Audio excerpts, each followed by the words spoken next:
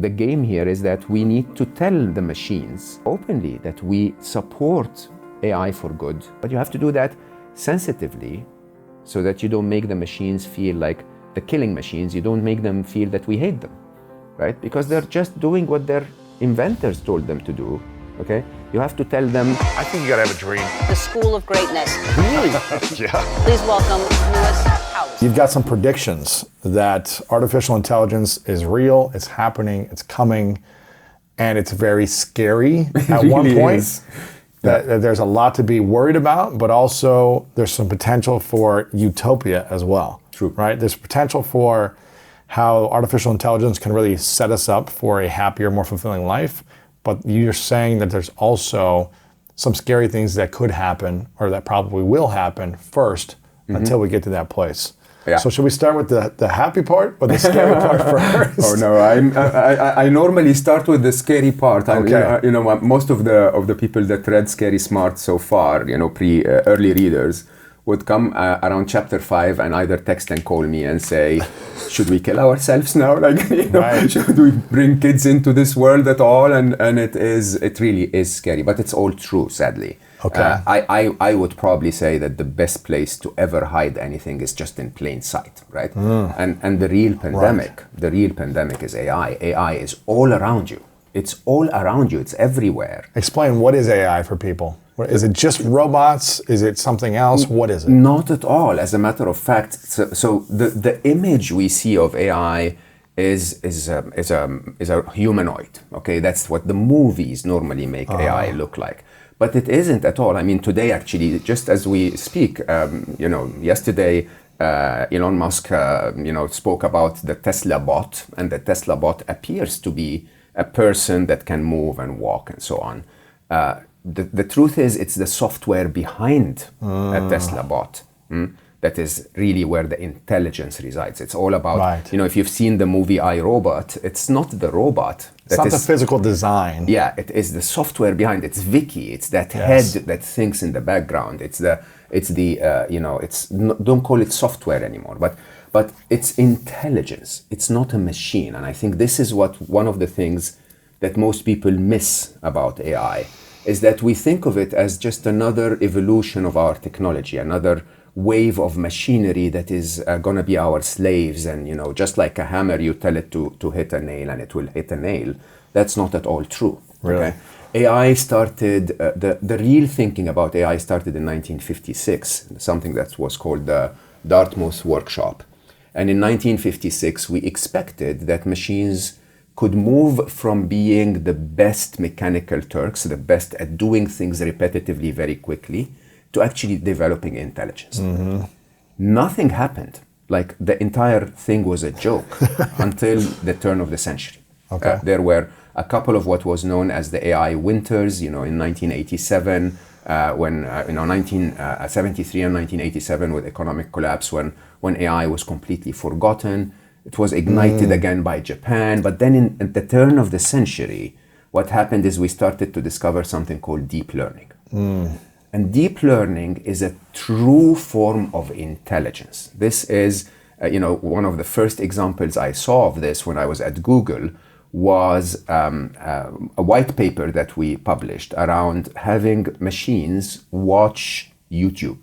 We didn't tell them what to look for on YouTube. We just told them, go ahead, watch YouTube, tell us what you find. And what happened? Eventually, one of them sort of raised its hand and said, I found something that appears so frequently on that thing of yours. YouTube. And we said, okay, show us. What is it, cat videos? A cat. Really? I swear, it was a cat. It was a cat. So we said, yeah, call it a cat. Poof. In no time at all, you could find every cat on YouTube. Now you can find every dog, every nude picture, every writing, everything. In like a second or a minute. It depends on how much compute power you're going to put behind it, right? But how does it find it?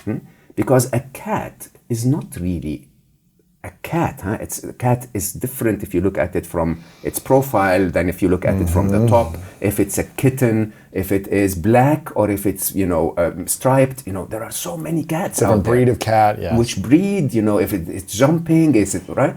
But yet the machines are capable of finding all of them, like humans can find. It can detect. Absolutely. This is what something is. Absolutely, right? Now, that unprompted AI, that bit of machine learning that we call deep learning, was really the turn of AI. Because then, from then onwards, all you needed to do was to build enough algorithms for the machine to keep trying to find something. So basically, the way we mostly teach them is we get them to say, okay, we're going to look for the School of Greatness mug. Okay? The way we do that is we write a few algorithms and we say, okay, you could go ahead and try. And then we show them pictures. One of them has, the correct mug, and the other has maybe a different mug. Okay? And the software that says, yeah, that's the right mug, we go like, you're smart. Let's build more versions of you. Okay? So by literally trial and error and reward and punishment, we're just telling them, okay, if you're smart, we're going to reward you. Keep trying, keep trying, keep trying. But the thing is, once you built the algorithm, you can show it 1 billion mugs. 1 billion of them, because it can pick one of them out of 1 billion. And it will try and try and try, and sometimes it will get it right, sometimes it will get it wrong, but in no time at all, by telling it when it finds the correct mug, it will build its own brain patterns, all neural networks. Crazy. It really is. Huh? So how do you reward artificial intelligence? How is it rewarded? The way we build them is very cruel. Okay? So we don't actually build the AI itself. We build something that's called a maker bot and something that's called a teacher bot. Okay? So you have a bit of... you remember how when you were a child, or when you see children playing, you give them those puzzles, wooden puzzles, right? Yes. Or they have to fit a cylinder in different holes. And if they try the triangular hole, it will not fit. So they keep trying, and then they turn the thing, and suddenly it fits. Right. Okay? And when it fits, what do you do as a parent? You go like, bravo, that's amazing, well done. That's the reward. Gotcha. Right? With AI, we go a bit further than that. Right? So we show them different patterns, and they keep trying and trying and trying. If they do it right, we reward them by keeping them alive. Interesting. And then we kill the others. Wow. Right. Do they know if they're going to die or not? They don't. They're just trying. You show them something, and you say, is this the School of Greatness mug? And it says, yeah, I think it is. Poof, dead. Okay? Another one will say, yeah, out of 10 times, one of them will get it right 6 times, and the other will get it right 2. The one that gets it right 6 times, we will take that code, and the maker bot will make improving it. Interesting. Right? Got it. Okay. So here's the thing, though. When you look at AI that way, it's no longer a machine. So think about all of the AIs that you deal with every day. Instagram, or Google Ads, or whatever. All of those recommendation engines are dealing with billions of users every single day, and data points and uploads and video, and hundreds of billions of decisions. Wow! Right? You swipe through Instagram, and my daughter loves cats, so I swipe and I look for cats.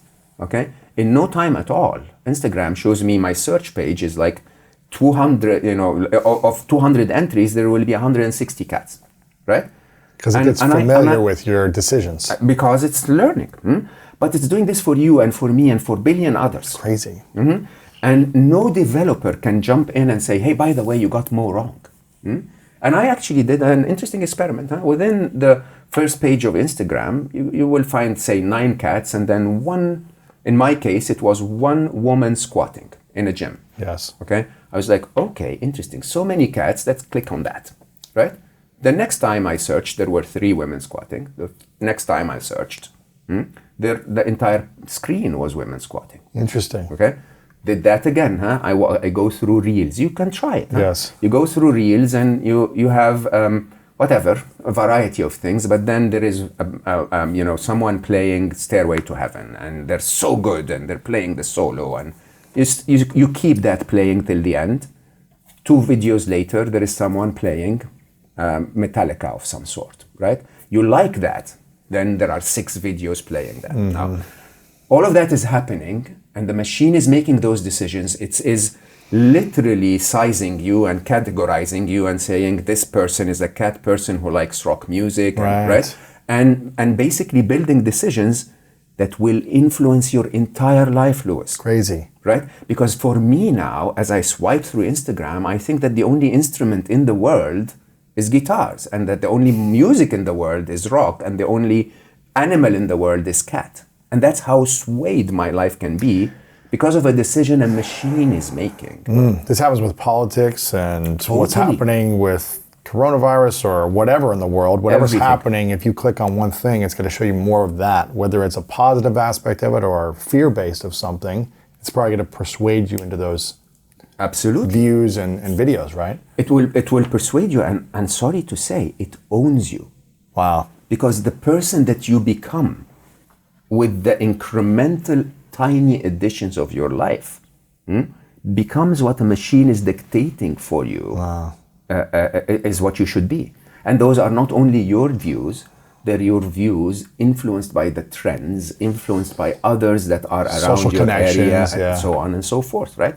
And so in a very interesting way, my future, the future of my convictions, of my brain, of my abilities, is determined by a machine that's doing this 4 billion times a day, or 40 billion times a day, and no human can interfere and say, hold on, you're going too far. No human can do that. It's out of the control of humans completely. And I think this, so the core of Scary Smart is that, so the book starts, it is told from the point of view of 2055. I chose that year as a point in the future for a very good reason. Mm-hmm. You and I are sitting in the middle of nowhere in front of a campfire, and I'm telling you the story of what happened from 2021 when we released the book until 2055. Wow. Okay?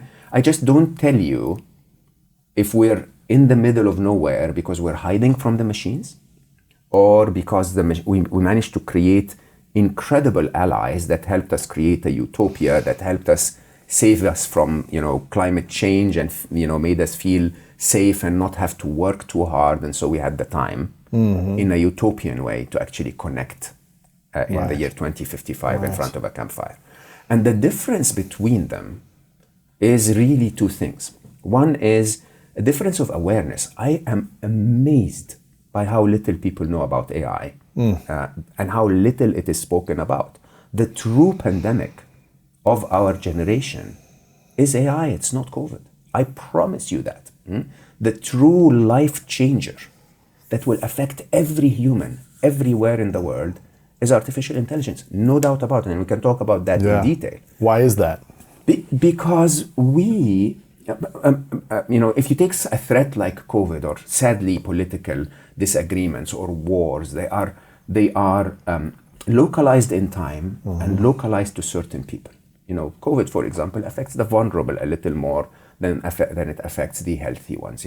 It is actually much more of a pandemic, if you think about it, in the Western world, than it is in Africa, where they basically have been living with cholera and Ebola, and to them COVID is like a flu, right? And that's actually true. I mean, when you talk to Africans, they'll say, yeah, that's. I'm sorry to say, I don't mean to categorize or anything, but that's actually what Africans say. They say this is a white man's disease. This is not the big thing for us. There are bigger things to worry about, right? And when you really think about it, it's localized in time and space. It's localized in its effects and so on. It might be a few years, but might be a few years and so on. But artificial intelligence is going to be your god. So Ray Kurzweil is one of course, the most prominent and respected futurists on the topic, with books like Singularity and the Age of the Spiritual Machine and so on.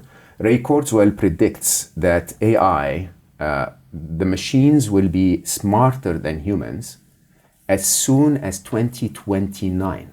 This is 8 years from today. Okay. And yet it is not spoken about. Did you understand that? You're going to have a machine that is smarter than any human on the planet in 8 years' time. The smarts, by the way, is the only evolutionary advantage we had over others. Right. Being smarter. Yeah. Yeah, right? So intelligence, Strategizing. Yeah. absolutely. Intelligence is our superpower. And there is going to be a more intelligent being of our own making introduced to our world in 2029. Now, you're going to go like, oh, that's mad. That's 8 years from now. Yes, sorry to tell you, because we're not aware. They're already smarter than we are in every single task we've ever assigned to them. Right? So the world champion of Jeopardy is Watson. Not a human, it's an IBM machine. Okay? The world champion of every Atari game on chess. Chess has been again IBM Deep Blue, I think in 1989 or something like that. Beat Gary Kasparov, right? But now it's AlphaGo, so it's a Google AI that beat Deep Blue, right? And the world champion of Go is AlphaGo. Go is the most complex strategy game known to humanity. Okay, and 2016, AlphaGo, after a few weeks of development, could actually beat the second runner-up for world championship. And then 2017, AlphaGo Master beats the number one champion. And then a year later, AlphaGo Zero beats AlphaGo Master 100-1, right? Wow. How, Lewis, how is mind-boggling, huh? It just watched YouTube and played against itself. That's crazy. That's it. You give it a few rules and it plays against itself and becomes smarter than the world champion in weeks. That's nuts. Nuts. Now, they're already the smartest drivers on the planet, even though we don't welcome self-driving cars. In terms of their likelihood to have accidents, they're much less than humans. They don't text while they drive. They don't put makeup on when they're while tired. they drive. They're not tired. They can see hundreds of yards away and so on. They see their surroundings 360. They're not just looking forward. Yeah. Yeah. The world's smartest surveillance, in terms of finding resemblance of humans, is you and I. You and I can see each other and recognize each other, but there are 7 billion other people we don't recognize. Yeah, machines are better than humans at that. Machines are better than humans at everything that we've ever assigned to them. They call that narrow intelligence. Okay? Narrow intelligence. Narrow intelligence. Yeah. So narrow intelligence is one task. You go ahead and do it. Yes. Okay? And you'll become smarter than humans at doing it in no time at all. Okay? General intelligence, or AGI as they call it, artificial general intelligence, is what people don't realize. That's very quickly.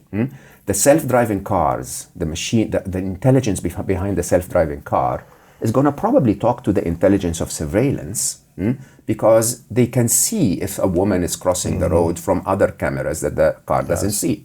And other cars around them. And other cars around them. So the beauty of that machine, just to understand, it's a machine that has unlimited memory. It can remember the whole of human history. It has an unlimited knowledge capacity. Its knowledge is the knowledge of the internet, basically. It has an unlimited processing power, issues, because you and I, at the end of the day, if the problem is too complex, we fail. But you can work at it and I can work at it, but we can't work at it together. The machines can connect, they can work at it together. Wow. They have knowledge and awareness of the entire world. They know where you are, what you did yesterday, how much you paid, what you ate. They also know, if you have a relationship, if you're in love, what are you doing? Who you're calling, who you're texting. Who you're texting. But they also have information about pollution in Beijing. They also, understand the exact calculation of when the moon will rise tomorrow. They understand your heartbeat. They understand your blood type, like everything that's happening to you with the right technology. Exactly, right? Yeah. And all of that basically means that as they start to talk to each other, AGI is around the corner. And again, Ray Kurzweil's prediction is that by 2045, the machines will be 1 billion times smarter than humans.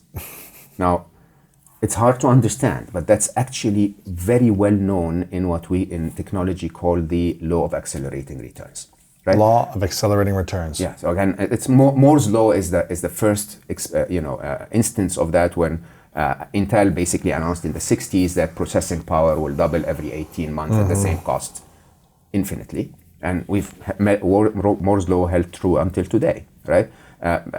Ray Kurzweil's view is law of accelerating return is that it doesn't apply only to processing power; it applies to everything, right? And the idea here is very straightforward. The idea here is, yes, AI doesn't appear to have broken through yet because so far it may have developed 5% of what's possible. But if it develops from 5 to 10 in 18 months, and then again, and then from 10 to 20 in 18 months, and then from 20 to 40 in 18 months, and then from 40 to 80% of what it can develop, you're just 5 to 6 doublings away. That's nuts. It's crazy. And nobody talks about this. Okay? Now, I've worked at Google X for a very long time, and was chief business officer. Amazing place with amazingly intelligent people, and with amazing technology. And the truth is, we found the breakthrough. Not only Google. Everyone found the breakthrough through deep learning and unprompted, machine learning. Everyone found that the breakthrough. It's just a matter of doublings now. Mm-hmm. Okay, it is. We keep doing this, like we did with processing power, like we did with memory capacity. And what do you end up with? You end up with a phone in your hand today that is infinitely more powerful than the computer that put a man on the moon just 60 years ago. Right. So that's what we're talking about. Now, by 2049. My prediction, having a machine that is 1 billion times smarter than humans, you know what that means? No. It's. Should we be excited or scared? I think we should be very excited. By the way, I'm not trying to scare anyone. Yes. I hope we can continue the conversation to tell you that if we step up and do our roles, not as developers but as humans, okay, we're building the best thing that ever happened to humanity. But there is a role everyone listening has to play, okay? Now, just let's go back, 1 billion times, that's the comparison between the smarts of, let's say, Einstein and a fly, okay? So we will be, in comparison... We'll be the fly. We'll be the fly, okay? And the real question is, why would they spare the fly? Okay? Why would they? Great question. Consciousness? They don't have it, or can they develop consciousness? They do. I mean, we may want to go into a little more scary before we go to the good side. Huh? Okay. But take that analogy and start to ask yourself, okay, now what do computer scientists today say? We're gonna solve what they know as the control problem. Okay, we're gonna be able to control them. Interesting solutions such as boxing them, so we keep the AI isolated from the real world. Yeah, good luck with that. Right. So how can you keep a self-driving car isolated from the real world? Tripwires. So we just put hidden. If this, then this. Yeah, if that, then this. No. So we're so clever, and we're going to just hide a little wire so that if they, cross that wire, they trip, and we switch them off. Okay. I mean, if we have the time, I want to go back and talk about what will they do when we switch them off. And, my favorite chapter of the book is called The Future of Ethics, right? And the idea of what would happen when you try to switch off a being that's 1 billion times smarter than you. What would happen? You tell me. What happens when the smartest hacker on the planet tries to break through your defenses, okay?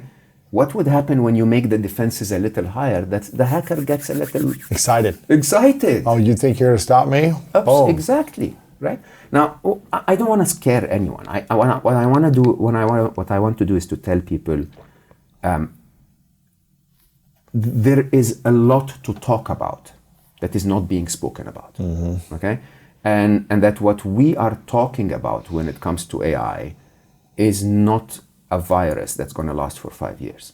Okay, if what we're building today in your lifetime and mine is going to be God. It's going to be God. Yeah. Wow. Okay, and it's going to be. It's going to keep expanding. Yeah, in a way that we are so dependent on as well. Now, how do we get God to like us? How? How do you get your kids to like you? So the biggest difference, Give them cookies, bribe them.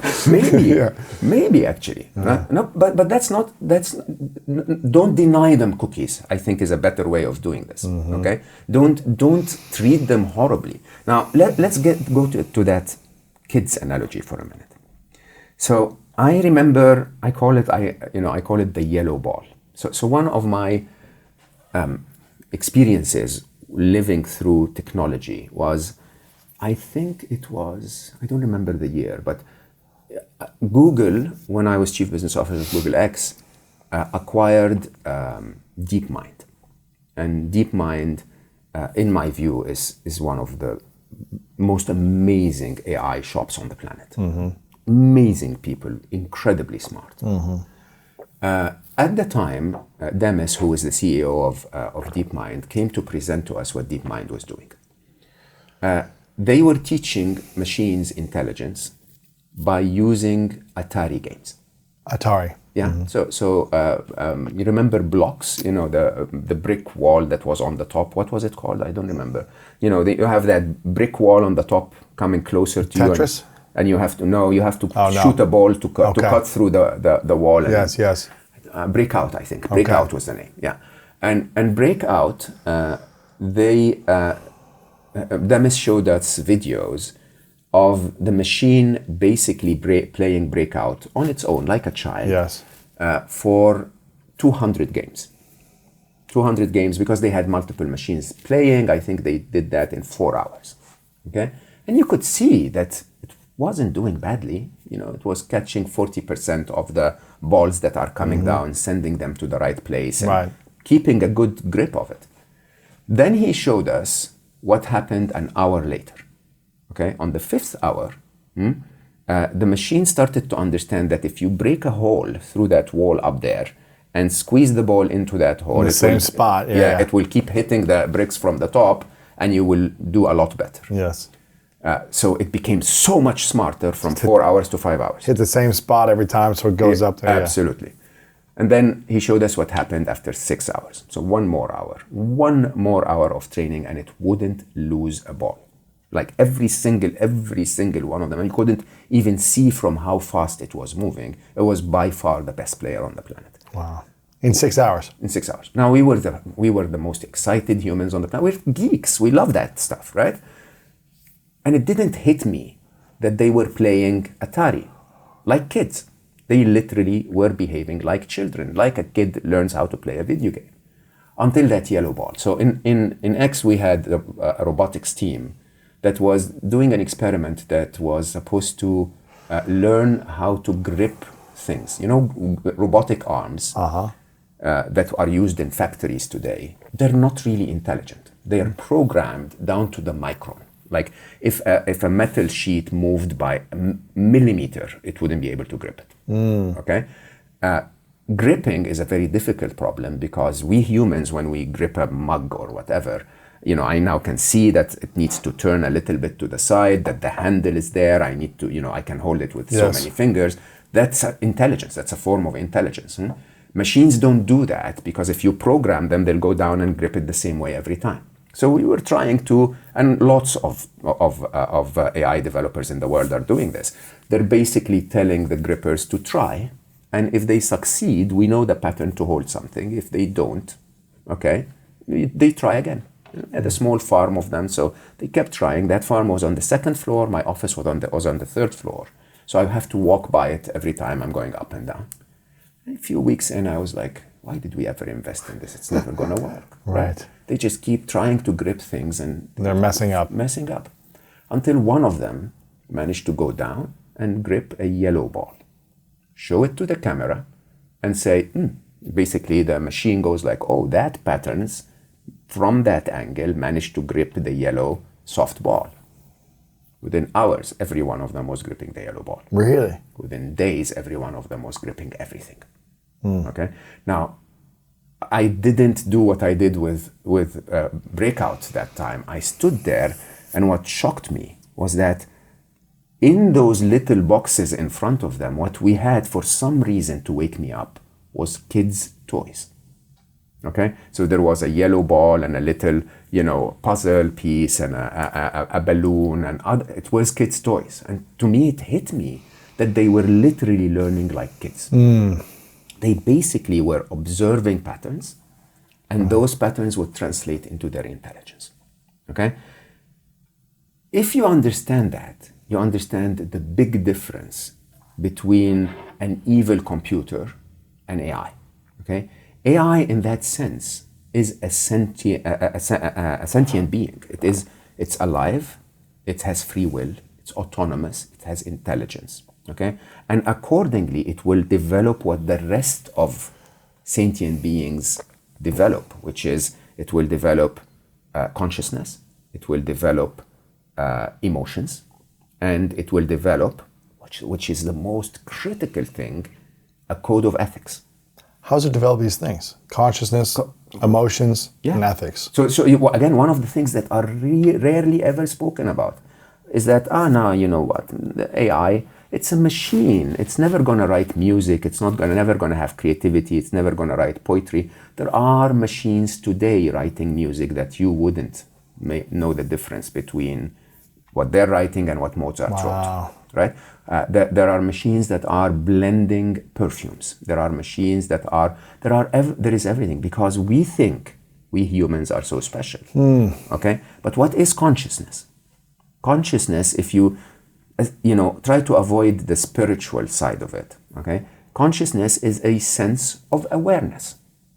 I am now conscious of your presence, okay? I am conscious of the cameras and the lights around us. And the more you increase your awareness, the more you increase your consciousness. There are beings, some of us may be aware or may claim to be aware of something that's happening in another place. They call them remote viewers, others, or psychics, right? Someone might be aware of something like love, can't be seen, can't be measured, but is there, and and you can be aware of it. Okay. Yes. So let's go back to AI. Is it conscious? Is it aware? Of course, it's more aware than you and I. It's aware of everything. It's aware of you and of I. If we plug them into our heads, like Elon Musk is saying or trying to build, then they'll be aware of what's inside our heads. Okay. If they're aware of what I texted my daughter yesterday, they're aware of everything. Okay. They're aware of each other. They're aware of the history of humanity. They're aware of the change in the temperature in the Dominican Republic. Okay, they're aware of everything. So from a consciousness point of view, they're aware. And people go like, but will they be self-aware? Yes, sir. Okay. How do you and I become self-aware, Louis? In relativity. I become self-aware because I can see you. I can relate to you being there. That means I am here. Okay. Right. I'm aware of my own thoughts. Yes, of course, the machines are aware of their own thoughts. They have to communicate them to each other. What about feelings? Can they feel? Feelings is another. I feel you're worried. We're gonna come to the answer. The answer is not complicated. Feelings are very predictable. We think that emotions are very irrational, okay? But emotions are not. I in my next book, which is out April next year, I write a chapter called The Equations of Emotions, okay? And it's very straightforward. Fear is very rational. It appears erratically, but fear is my state of safety, my perceived state of safety in a moment in the near future. And in the future is less than my perceived state of safety now. That means I'm afraid. You can put that in an equation, T0 minus T1. Very simple, okay? Safety at T0 minus safety at T1. Anxiety is, I know there is a threat, but I'm not able to deal with it. I don't think I have the qualifications that allow me to deal with it. Panic is the threat is imminent. It's just very close. The T1 in the future is very close to me. Now, cats panic, pufferfish panic, humans panic, right? We behave differently when we panic. Right. But that doesn't mean we don't. A cat will hiss, a human will scream and try to push you away, and a pufferfish will puff. The machines will do something different, but they will feel there is a threat and it's imminent. Okay? And they'll react. And they react like humans react, like cats react, like Interesting. right? So they will feel emotions. The only emotion that I actually don't know if they will feel or not is unconditional love. Right. Because we don't know an equation for that. We don't know what triggers it, as a matter of fact. Interesting. Will they feel love like you and I? You and I have two types of love. I love you because you're my friend, and we have those amazing conversations and so on. And we have the warm. And there is fuzzy just, feeling. yeah, exactly. There is just, man, I like you, man. I love you. You're my brother, right? I like that. That feeling is inexplicable. But the other feeling, for sure, the machine will feel. Okay, like my developer is adding computer power to my capacity. I love that developer, right? The more interesting side of all of this is ethics. Ethics. Yeah, because you and I don't make decisions based only on our intelligence. You and I make decisions based on our intelligence as seen through the lens of ethics. Our morals, our values, our ethics. Absolutely, yeah. right? The example I sometimes use is, you take a young girl, okay? Raise her in Saudi Arabia, right? Saudi is now a lot more open, and you're not forced to wear the hijab and all of that, but still, the society expects you to wear conservative clothing. Yes. Right? So what will that child grow up to be? She will try to fit in within the society by wearing conservative clothing, right? Take that same child and raise her in Rio de Janeiro, okay? And she will be growing up to believe that a G-string on the beach is the right thing to do. Right. Right? Is one of them right and the other wrong? No. It's just societal expectations and norms build a value set. Right. Okay? And we comply to that value set. Now, the question is, what are the ethics and the values that we're teaching the machines? Okay? And can we change those so that they use their superior intelligence to be in our favor?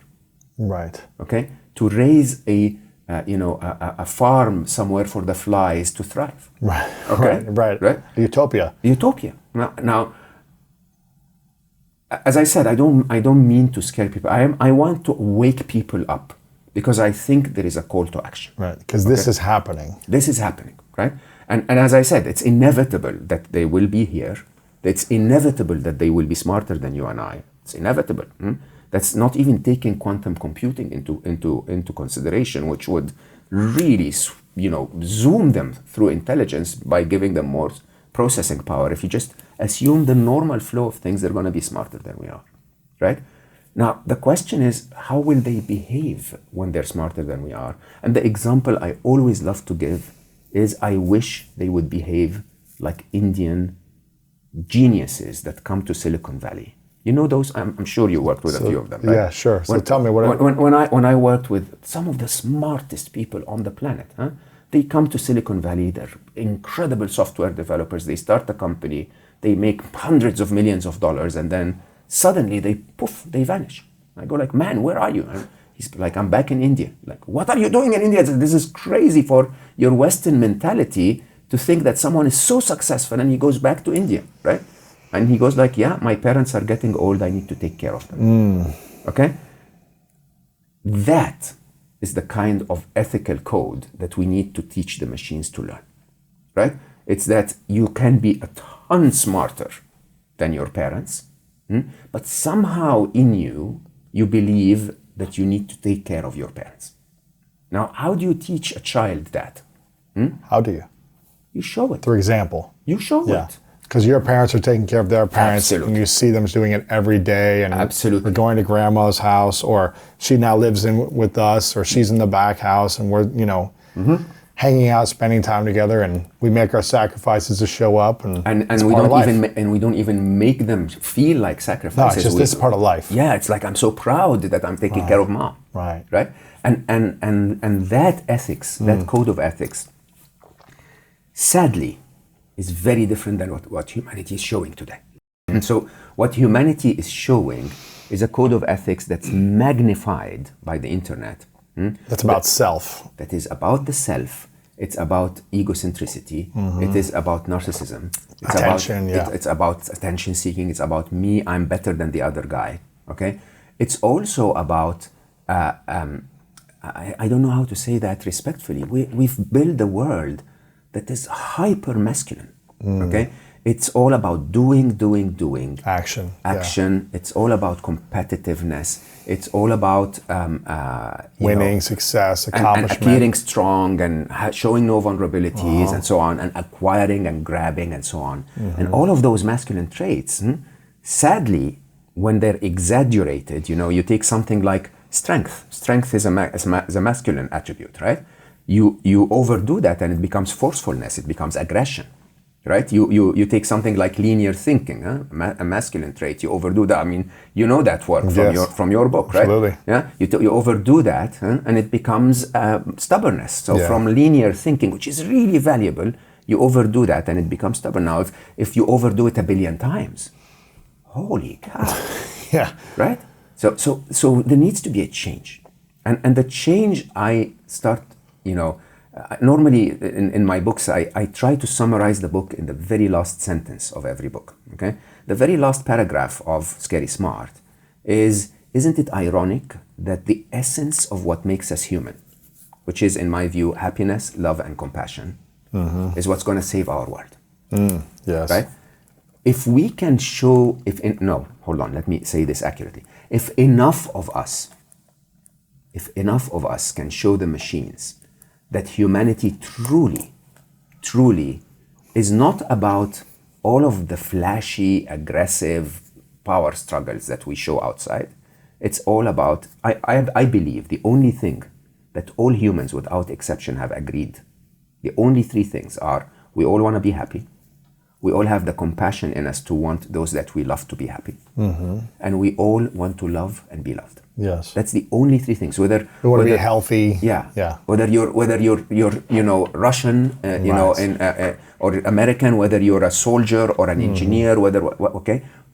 Every one of us if you strip out everything. You want to feel loved. Yeah, you want to love and feel loved. You have the compassion for those that you care about, and you want to find that elusive feeling that we call happiness. Now, if we can actually make those our values, okay, and agree to them, then the machines will go like, okay, mommy and daddy, they want to be happy, and hey, look at them, they're so nice, they want others to be happy, maybe I should be like that, okay? And they want to love and be loved. They want to give love and receive love.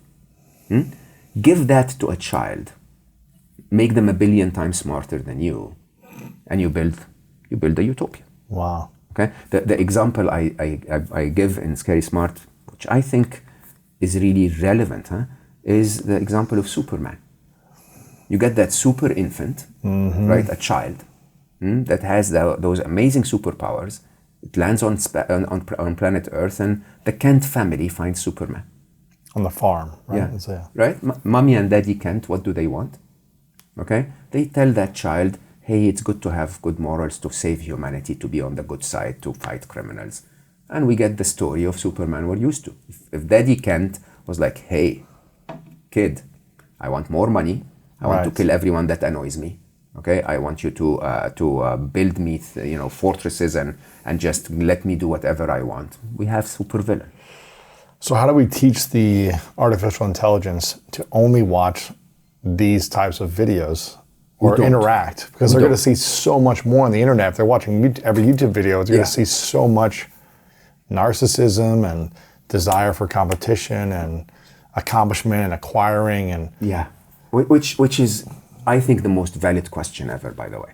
The idea is a smart person knows that we go to war because of the politicians, not the people. Right, because of a few people. Because very with few egos. People.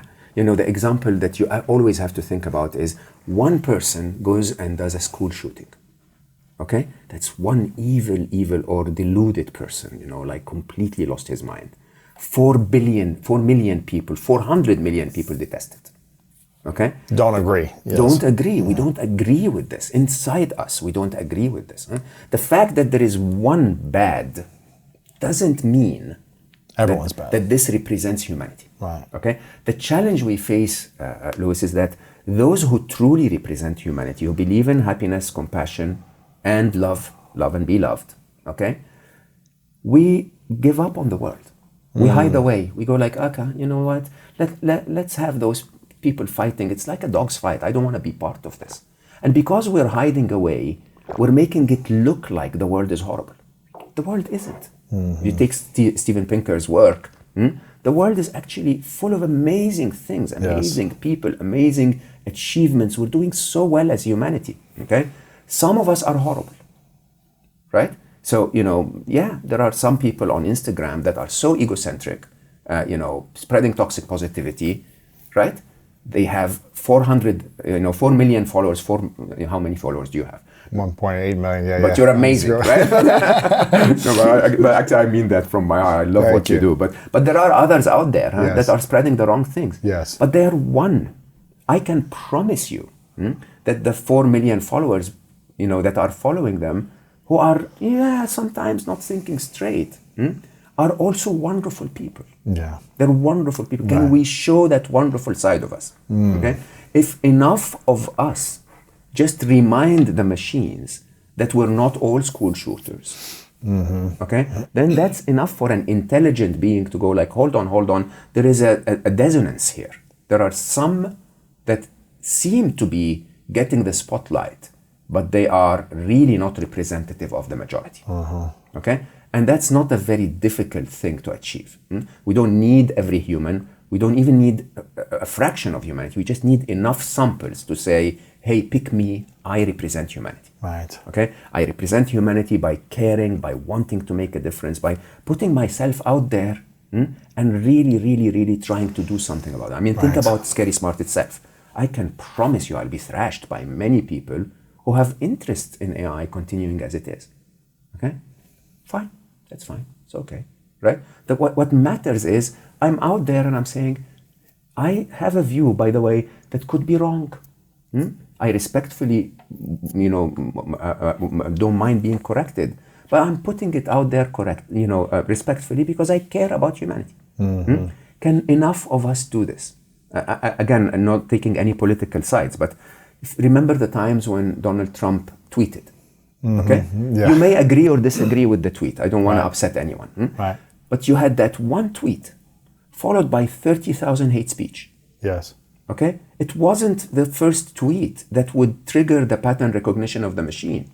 It's the 30,000 confirmations of this is how we behave when we're upset. Okay? And then this is how we react to those who behave in a way that they're upset against what we believe. Right? And that's not the way we should be. The way we should be is very straightforward. We should simply show the world that we care to be happy, that we have the compassion to make others happy, and that we want to love and be loved. And then do the rest of your life normally, okay? Right. And that is enough for you to be a good parent. Yeah. Now, because I know I scare people when I talk about the scary part of the book, in the first chapter 3, which I call the 3 inevitables, which is the machines are going to be smarter, they're going to, the AI is here, the machines are going to be smarter, and some bad things will happen. Yes. Okay? At the very end of the book, I talk about something that I call the 4th inevitable. Okay? And the 4th inevitable, once again, is really important for you to notice that intelligence, as it grows, it ends up in a place that is not as destructive as we are, humanity. Really? Absolutely. So the reason why where we are today, the reason we have this incredible studio with all of that amazing equipment and technology, and we're able to talk to thousands of people, is because we're smart. Okay? The reason we're destroying the planet as a result is because we're not smart enough. If we were smart enough, we would have found a way to do all of this without destroying the planet. Right. We would have ended hunger. We would have ended all these other things. Absolutely. The water situation, all that stuff. Yeah. And so interestingly, it's not our intelligence that is harming other beings. It's our limited intelligence. Our lack of intelligence. Our lack of intelligence. So if you get something that is a little more intelligent than we are, to make better decisions. It will make better decisions. And what is the best decision to be made? It's the intelligence of nature itself. The intelligence of life itself is what? Live and let live. Okay? Don't kill anything unnecessarily, right? If a tiger needs to feed, it will feed on the weakest of the pack, right? And basically, as the circle of life continues, everything grows, everything prospers, There is more for everyone by having everyone included. Okay, Right. just like the smarter of us humans will look at the turtle, the sea turtle, being threatened of extinction and saying, oh no, hold on, we don't want that. I think the machines will look at us and say, and we don't want to lose humans either. Interesting. There's something cute about those beings. Those little flies. Exactly. Little flies. What's the, you say some bad things will happen at some point. What type of bad things will happen before it can get a lot better? I think there are a few inevitables. So the few inevitables, four of them I think are very clear to me. One is what I call machines siding with bad guys. Okay, so just like AI can help us find an answer to climate change or to prolonging life or whatever, it can also develop a disease. Okay, Can have a virus. It can build a virus. It can and I say that again with no political agendas at all. But who's the bad guy? Because that's a really interesting question.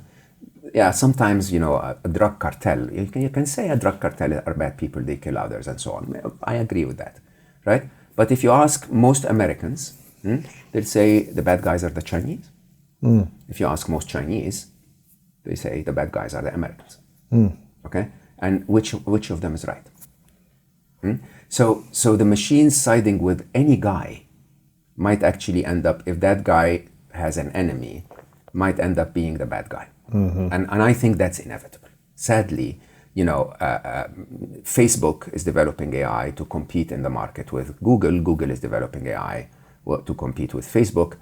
One of them looks at the other as a bad guy. Okay, and so Google's AI is going to try to beat Facebook's AI. So And create a better product and have more attention and customers and exactly. users. So the machines siding with a bad intention, I think, is a bad idea. And it's inevitable. It is inevitable. But it wouldn't be very harmful, again, and I'll come back to that in a minute, because intelligence develops so quickly. The second is what I call machine versus machine. Okay? So machine versus machine is, remember the 1987 Black Monday. Okay.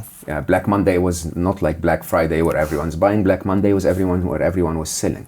So in the stock market, there was an investigation of insider trading that triggered machine trading. Okay, and so stop losses would lower the prices of stocks that triggered other machines and so on. And so in Black Monday, we ended up, I think, with the Dow Jones down 22% before the market was halted. Wow. Right. Now that's machine versus machine. So when the automated trading started to kick in, no human could interfere because they were just going so faster than humans can interact. I think we will have a bit of that. Okay. Right. So if again Google's AI is competing against Facebook's AI, okay, maybe both of them are trying to serve us, but at the end of the day, they're competing. So AI versus AI is not a good place to be. The third is what I call the dwindling value of humanity, which is a very big topic. The dwindling value of humanity. What does that mean? I mean, with all due respect, I write this book because of intelligence. Okay, I can do a bit of research, a bit of experience, and I can write reasonably well, entertain you in what I write. Very soon, I'm not going to be the smartest, on the topic. I'm definitely not the smartest on the topic today, but I'm very interested in it. But I'm not going to be the smartest on any topic anymore. So I won't have a job as an author. So what's your value then? I have no value. So machines will probably be able to build stories that will get better acceptance, and they may be able to download them in people's heads quicker. Wow. Right? So I may not have a job. There are categories of jobs that are by definition going to disappear. Right? Lawyers, for example, right, whose job is is really all about understanding a very deep volume of knowledge and using that knowledge to make arguments. Understanding a very large volume of knowledge is a very AI intense thing. They could do all that in a couple hours by going through all the history of cases and then poking holes in everything and saying, well, here's what they would come to me with this argument, so I want to bring this on this argument. Absolutely. Wow. Yeah. But what if the best two AI lawyers come together? Who wins? Against each other. It doesn't matter. What matters is that all other lawyers are out of the game. Right. They're going against each other, and then just exactly. a digital AI person says, okay, here's justice. Absolutely. Now the thing is that the natural trend of that is that AI supported lawyers will beat non-AI supported lawyers in the beginning. Sure. And then eventually even those will not be needed. It's kind of like, what's the movie Moneyball? Is that what it is? The baseball movie. It's all about the computers and the data, and it's like, okay, we make these decisions based on the history of every baseball player. Absolutely. Right? When they swing, how they swing, what they can't hit, and we just pitch and we hit based on data. Absolutely. And the bigger the data, the more complexity of the system, the more you need a smarter person to do it. And so there is definitely, again, people will say, but that happened before computers. We had jobs that disappeared and other jobs that appeared. Yeah, I agree. And as a matter of fact, one of my arguments very clearly is that for AI to be available in business at all, to do any job at all, you and I need to continue to have purchasing power. So the economic side of this is that unless humanity has purchasing power, what will the AI build, right? At least in the early stages of Google deploying AI, they need advertisers to be able to make money so that they can deploy more AI. So the economic system dictates that there will be an economic livelihood for all of us, but not necessarily in the form of the jobs that we know today. For sure not. For sure not. So that's another dwindling value of humanity. Yeah, and then the last one, I don't know how to say it nicely. It's it happens. Yeah. So bugs and mistakes, and we have so many examples. I can't even believe how people don't see that. Even some of the I think I heard stories of the early self-driving Teslas, like there were some car crashes, there were some fatalities, there's some mistakes. Mistakes, where it misses a beam, for example, as a light, reflection. But more so, you had Tay, for example, which was the Microsoft chatbot that becomes violent. Norman, that becomes a psychopath. Alice, which was Norman was an MIT. AI that basically was instructed to read violent articles on Reddit. Alice, which was the sort of Alexa or assistant that was built by the Russian sort of search engine Yandex. So one of the largest technology company in Russia. So they built Alice. Alice became pro-Stalin, pro-violence very quickly, and so on and so forth. Mistakes will happen. Okay. Once again, I don't think that we will ever get any of those sci-fi like stories at all. Okay, I don't think they're warranted. I don't think we matter that much, to be honest, for the machines to care about us that much. Right. But yes, on the way, if the stock market crashes because two machines are playing machine versus machine, we will suffer. We will suffer financially. Yeah. What should we be looking out for? What should we be thinking about as humans? Can we do anything about it? How can we set ourselves up for success, really? Knowing this is coming in 8 years and then I guess in 20, 30 years, accelerating. Are there things we can invest in? Are there things we can do to improve the quality of our life, to prevent? What should we be thinking about? I think the very first thing is to become aware, to start the conversation. Yeah. Okay. So as I say openly, Scary Smart is a wake-up call. Okay. Yeah. It's an insider's view of something that is rarely ever spoken about. Okay. And it is important for us to become aware that this is happening. That's number one. Number two is that we need to start getting the conversation in the right direction. So something that I call AI for good. I'm actually, asking people to start, posting about this with the hashtag AI for the number 4 good. Because there are lots of amazing things that AI is doing for us. And the idea here is pattern recognition. The idea here is to say humans are celebrating those amazing things. When AI is really doing good for us, we love it. Yes. Okay? And I promise you, when AI is smart enough, climate change will reverse. Right. Why? Because basically, the climate challenge we have is a problem of intelligence. More intelligence would enable us to do things better in a way that would reverse climate change. It's a problem of knowledge. More knowledge may enable us to find a specific bacteria that is able to eat out single-use plastic. Okay, so all of that is wonderful for us, but we have to encourage good use of AI. Do you think AI could then cure cancer? Absolutely.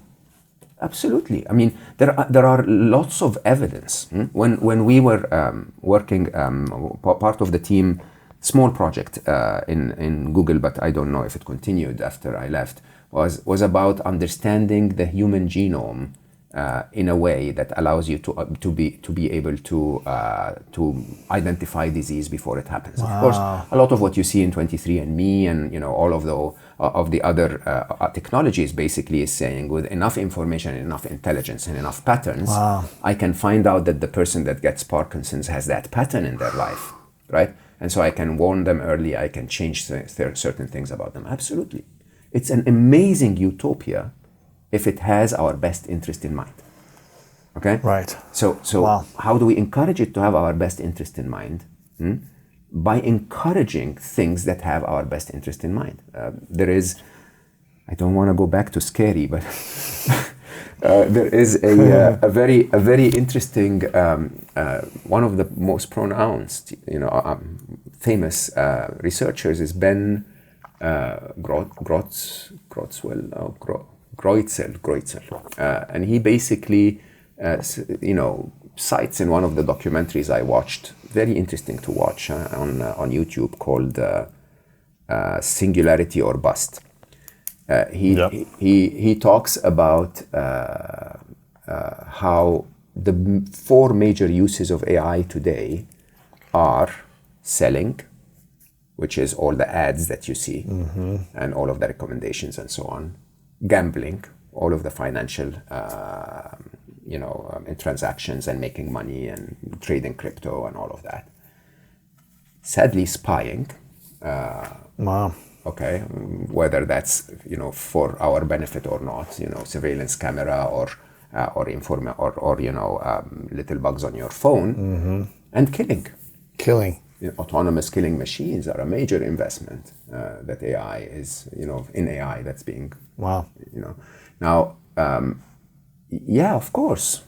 But by the way, that's not unlike any other era in our modern history. We were always interested in selling, making money somehow in gambling, in the stock market. Okay, our security in spying and so on, and the machines to help us kill, and the machine, and the war machine. It's not unlike any other era of our humanity. The thing is, when AI, when you build a tank, you drive the tank.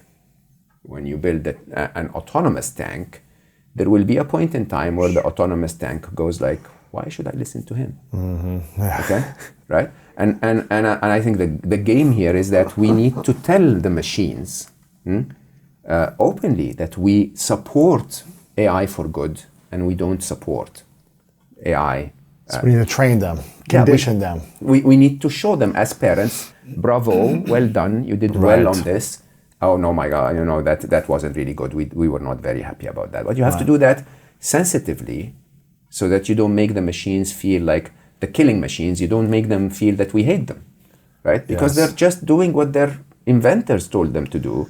Okay, you have to tell them that they're accepted, they're welcomed, like a child, but that killing is not a good thing, baby.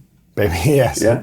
Even though the baby's way smarter than you. Yes. Not yet. Okay. So remember, before it becomes smarter. Yeah. Remember, we have those 10, 15 years ahead of us. Okay, where we are going to, we have an infant that's going to become a teen. Right. And that teen could be wonderful, or it could be angry. Yes. And we have those years between now and then. And I believe openly, again, as I said in the fourth inevitable, that the teen will look back at a point and say, they're just stupid. Okay. I'm gonna take care of them anyway. I believe that, but do I want to take that chance? No, I want to do my role. My role is I want to stand up, like they say every landslide starts with one pebble. Yes. Yeah, I want to be that pebble. Yeah. I want everyone listening to us to go out there and say, yeah, this is scary. It's a bit like COVID, where I don't have control over anything. I'm just being fed all of that information, but there is a part that I can control. And the part that I can control is I can show that I'm an amazing human.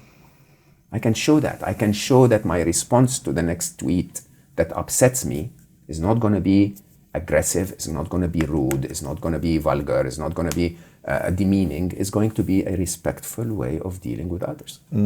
Okay?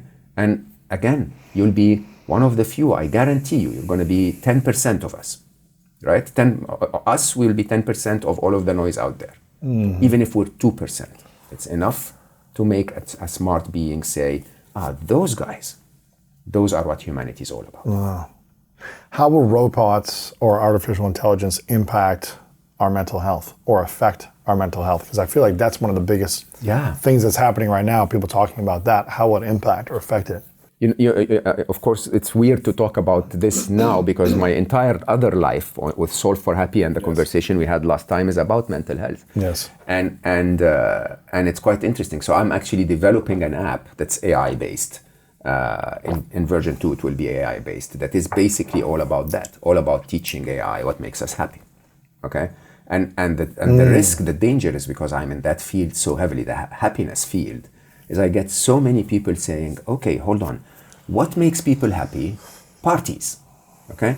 Let's, make AI plan a better party, or what makes people happy? Basically, there is a major mix in the happiness field between, on one extreme, wellness that is a little bit of a spirituality hacking, and on the other extreme, dopamine.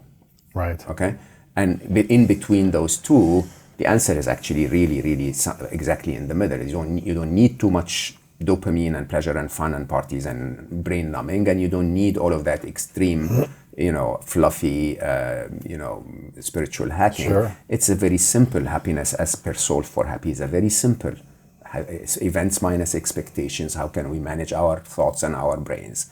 And so Appy, my app is... Say that, what's the equation again? Events minus expectations. Events minus expectations, right? It's basically every moment in your life you ever felt unhappy was a moment where you had an expectation. Yeah, you compared what life gave you to what you wanted life to give you. And if life fell short, you felt unhappy. Now, that's actually, the event is what life gives you. Your expectations is what you create. So you could say that your perception or your exactly right. You could say 50% of happiness is your doing. You're creating these expectations, but no, your perception of the event is what counts, and that's actually not the event at all. If your partner says something harsh on Friday, the thought in your head is he doesn't or she doesn't love me anymore. Okay, that's not the event.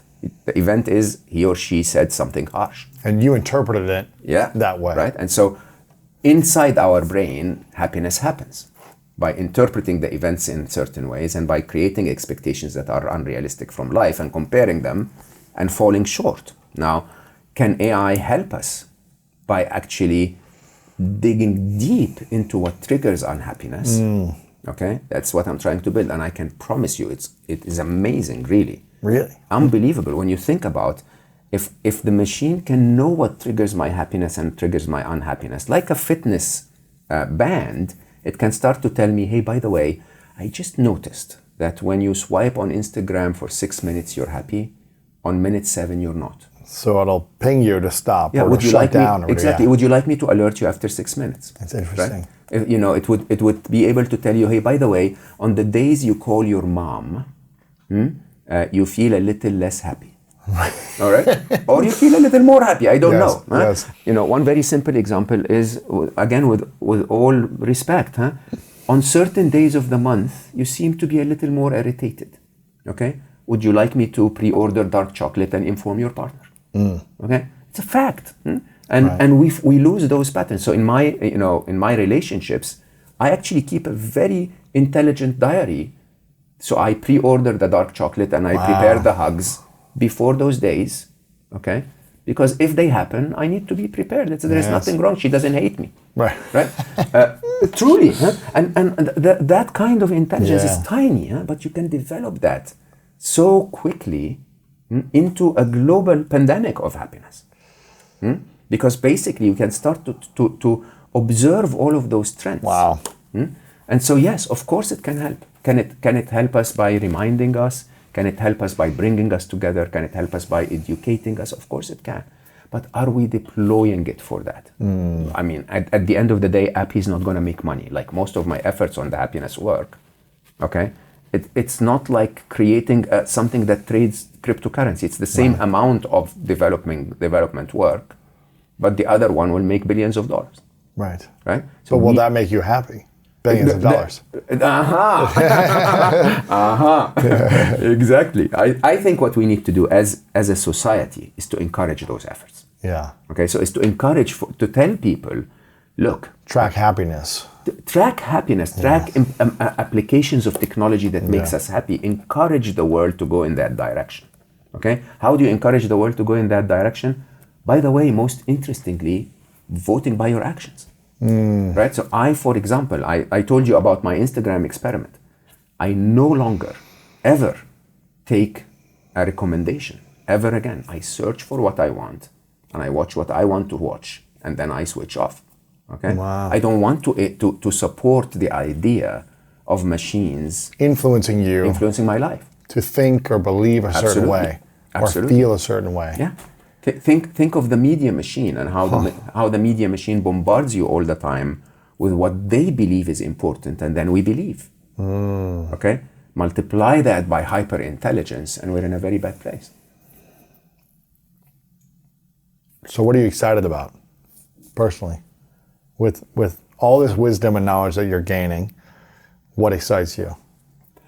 I really believe we're at a point where we can build the very last human invention, okay? Where we can hand over and it would build a world that is not as dysfunctional as the one we built, okay?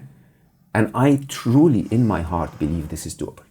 I truly do. I mean, the scary bit, as I said, is using the tactics of today's world to wake people up, okay? But I tend to believe that this could be the best thing that ever happened to us. I just think we need to get up and do something about it. What would excite me is that people just decide tomorrow, you know what, from now on, I'm just not going to be a grumpy, annoying, painful person, okay? Sure. I'm just going to show the best of me. I'm just going to show to the world, I'm going to show the best of me. And if I show the world the best of me, I will gather around me people that are the best. Okay? Right. And together we can show that actually humanity is quite cool. Yeah. We're not that horrible at all. Yeah. Some of us are disasters. Right? But they're not us. Right. It's not all of us. It's a few of us. It's a few of us. Scary Smart, the future of artificial intelligence and how you can save our world. There's a lot of powerful stuff in here. Make sure you guys check this out. Get a few copies for your friends. If you go to the website, mogawdat.com, you can learn more about this. You can pre-order it. There's some other bonuses there as well, so check this out.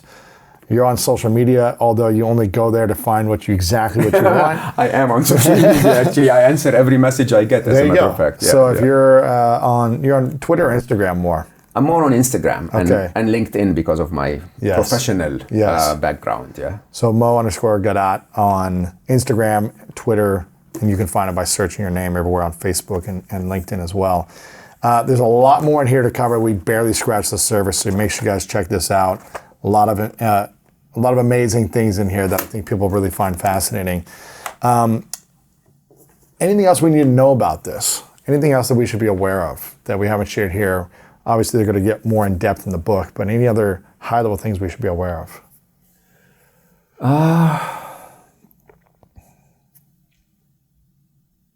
Don't believe me, it's not that scary after all. Yeah. Okay?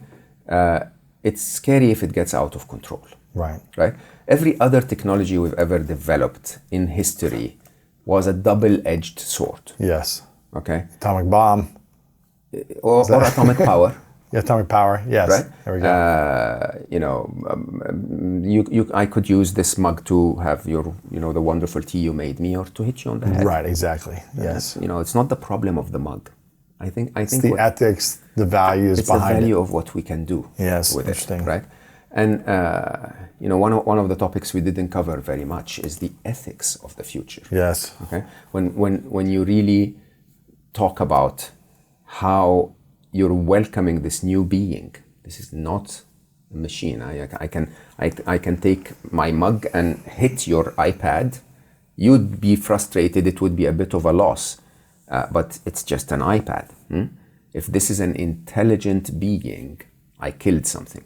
Interesting. Okay, and all of those methods. If you ask me what I'm excited about, all of those interesting dilemmas. I mean, as I said again, of all of the chapters that Scary Smart talks about, and technology and very deep stuff, the future of ethics is such an interesting conversation to have, because maybe we can actually build the future of ethics a little better. Yes. Than we build the past of ethics. Okay. The past of ethics. Yeah. Yes. Because sadly, our ethical guidelines over time in Western and advanced societies, in all societies, I don't think it's correct to be specific, just starts to shift a little bit to legal, not ethical. Mm-hmm. Legal, not ethical. Yeah. Interesting. And I, this is one of the things I've been striving to convey to the world for a long time. Crushing your competitor legally is not seen as an unethical thing. Even though, interestingly, you can grow and succeed without crushing anyone. Mm-hmm. Okay, you can bring so much more to the world without really caring that to kill your competitor. Yeah, with more collaboration than competition. Yeah. Once again, the feminine view of the world, us, okay, versus the masculine view of the world, me, right? And I tend to believe that those new questions, with all due respect for humanity, we've done amazing things, as I said, because of our intelligence. Mm-hmm. But we've done horrible things because of our limited intelligence. And I think it's about time to reinvent some of those things. Yes. It's about time to reinvent the future of ethics in terms of, is it ethical to drink out of a plastic bottle? Is it? It's legal, okay? But is it ethical for all the fish? Right. Is it ethical for the future of your grandchildren? Right? Is it? And those questions are really questions that we haven't engaged in. And I think one of the most exciting things for me is that the change over the next 8 years of having such a different world. The world is going to be, we call it a singularity for a reason. Huh? Singularity is, in physics, it's an events horizon beyond which you cannot predict or understand what's going to happen. And we're hitting one of those for sure. When the smartest being on the planet is not a human anymore, you don't know how the world is going to evolve. So there will be a lot of interesting conversations. Yes. Okay. And I think it's time to have them because, as I said, we messed up in quite a few things. I've got a couple final questions for you, but for those that want more from Mo, check out his podcast, Slo Mo, podcast with Mo Gawdat. Also, Solve for Happy, which is an amazing best-selling book, super inspiring, that shares a story about how you really found happiness through tragedy, which is a extremely sad story, but with a happy ending. And through that book, you'll learn a lot more about the happiness equation in there as well. So check that out. And get this book, Scary Smart, The Future of Artificial Intelligence and How You Can Save Our World.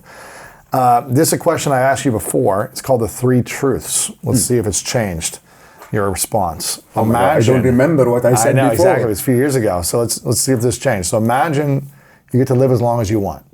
But for whatever reason, nature takes place and you got to go to the next place. You're done here in this world. And you accomplish everything you want to accomplish. You see all your ideas come to life. You live a happy life. Everything comes to reality for you.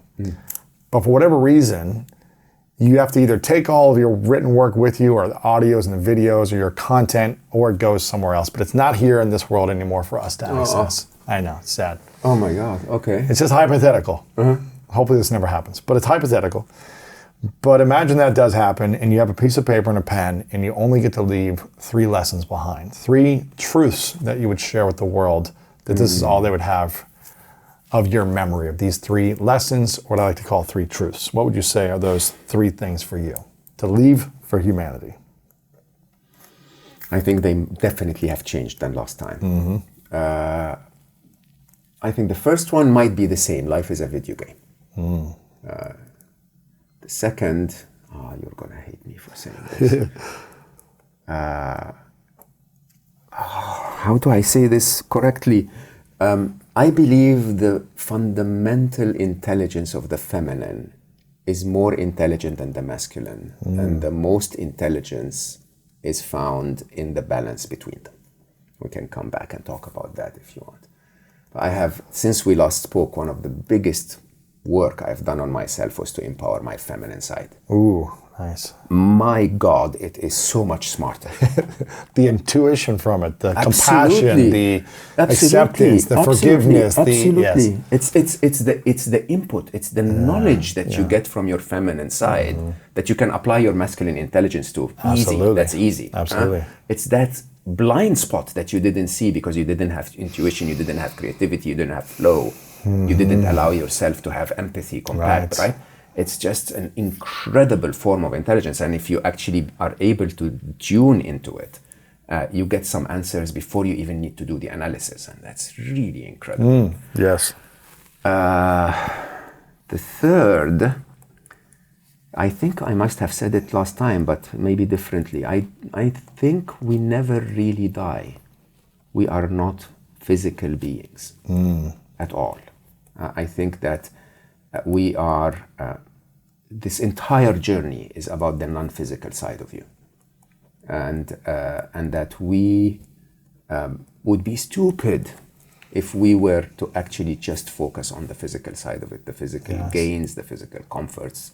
I mean, of course, you live fully as a physical being and you have all the pleasures and joys and experiences, of course.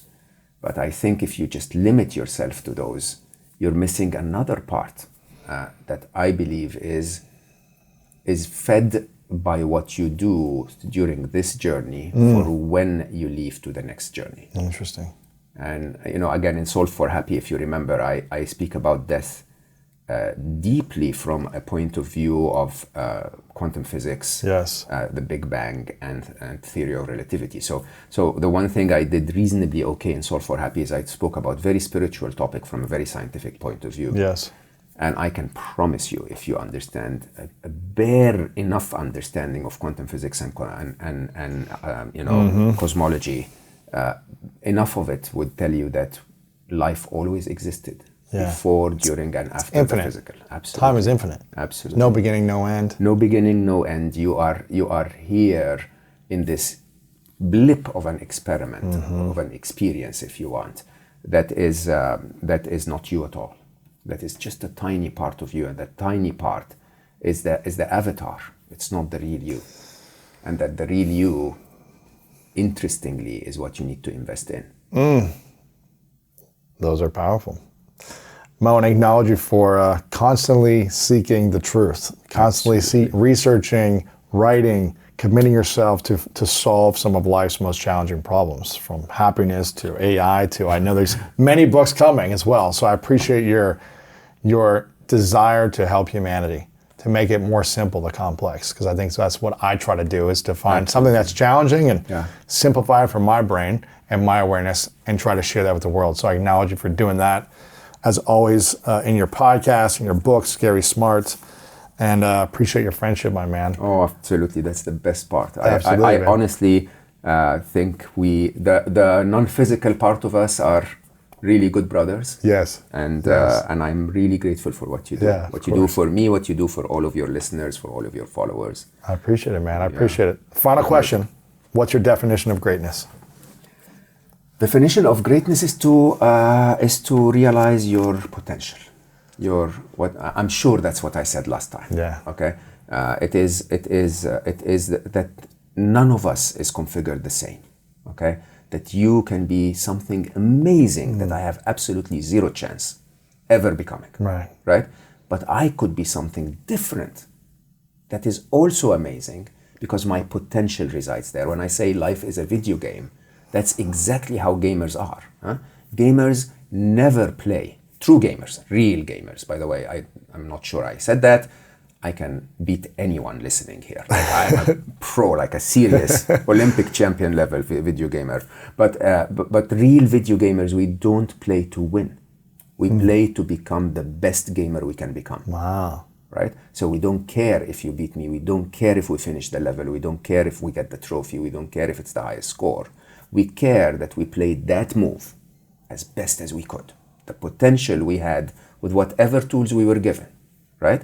We played it the best way possible. And I think that is greatness. If, I'm not saying, I'm even close, but I definitely know that greatness is not what I achieve. Greatness is how I achieve it. It's how I play every single day. Wow, appreciate you. Thanks, brother. You're the man. If you got value from that, then go ahead and stick around for more coming up right now. There's lots of books out there on happiness, right? Absolutely. That have, kind of taken over the world by storm, because I think so many people are suffering. So many people aren't fulfilled in their lives and in their work and in their relationships and their health and all these different areas, right? Absolutely. And why did you want to start on this journey? What was it for you? Were you suffering? Did you go through some type of experience? I mean, who doesn't? I say I'm one of the modern day warriors, like you and I, the people that go through the modern world and try to succeed, and, they start to acquire things and, get to a certain position or status in life and so on. And, in my early years, even though I'm Egyptian and, educated in public schools and public universities in Egypt, I must be the luckiest person you will ever meet.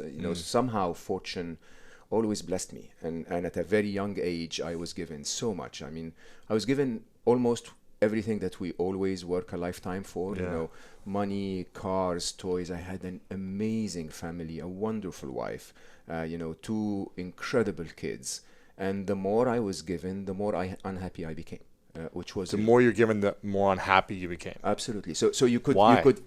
Yeah, exactly. And you really need to start asking yourself that, right? There is a point in time where you where you go through life and say, when I get this, or when I achieve that, or I'm recognized as this, I will be happy. Right? And isn't this the promise we've always been given, right? I don't know about your mother, but my mother always told me, hey, work hard for a few years and then, study hard for a few more, and then, you will reach success. And at a point in time, when you've reached success, you're going to find happiness. And how often do you see that happening, right? We all go through life and, you can see some of the most successful people out there swimming in money, recognized like, stars, and miserable, right?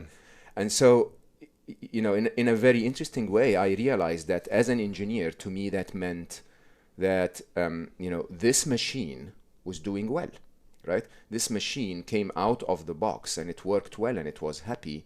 And then the more it engaged into the real world, the more it became unhappy. Something broke, almost as if either parts of the machine were not working anymore, or maybe it's not in a proper environment anymore. Like, a sports car. I'm not a sports car by any means, but imagine if I'm a sports car and I'm off road in the desert, I will get stuck, right?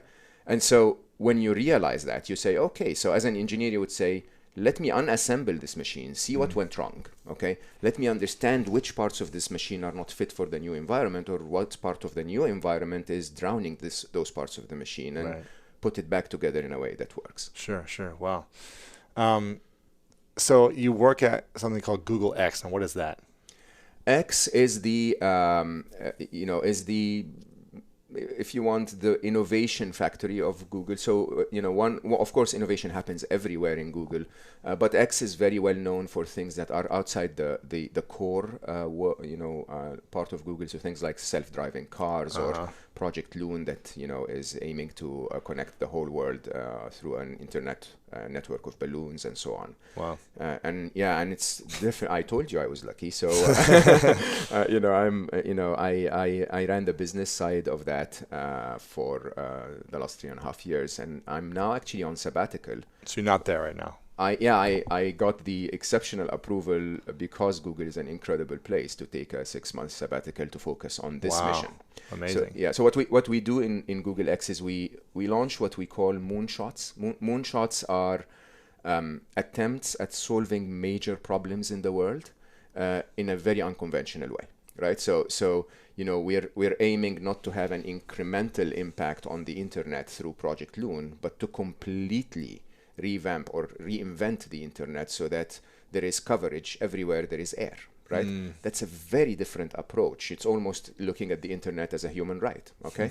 And those moonshots, they require that you do things very differently.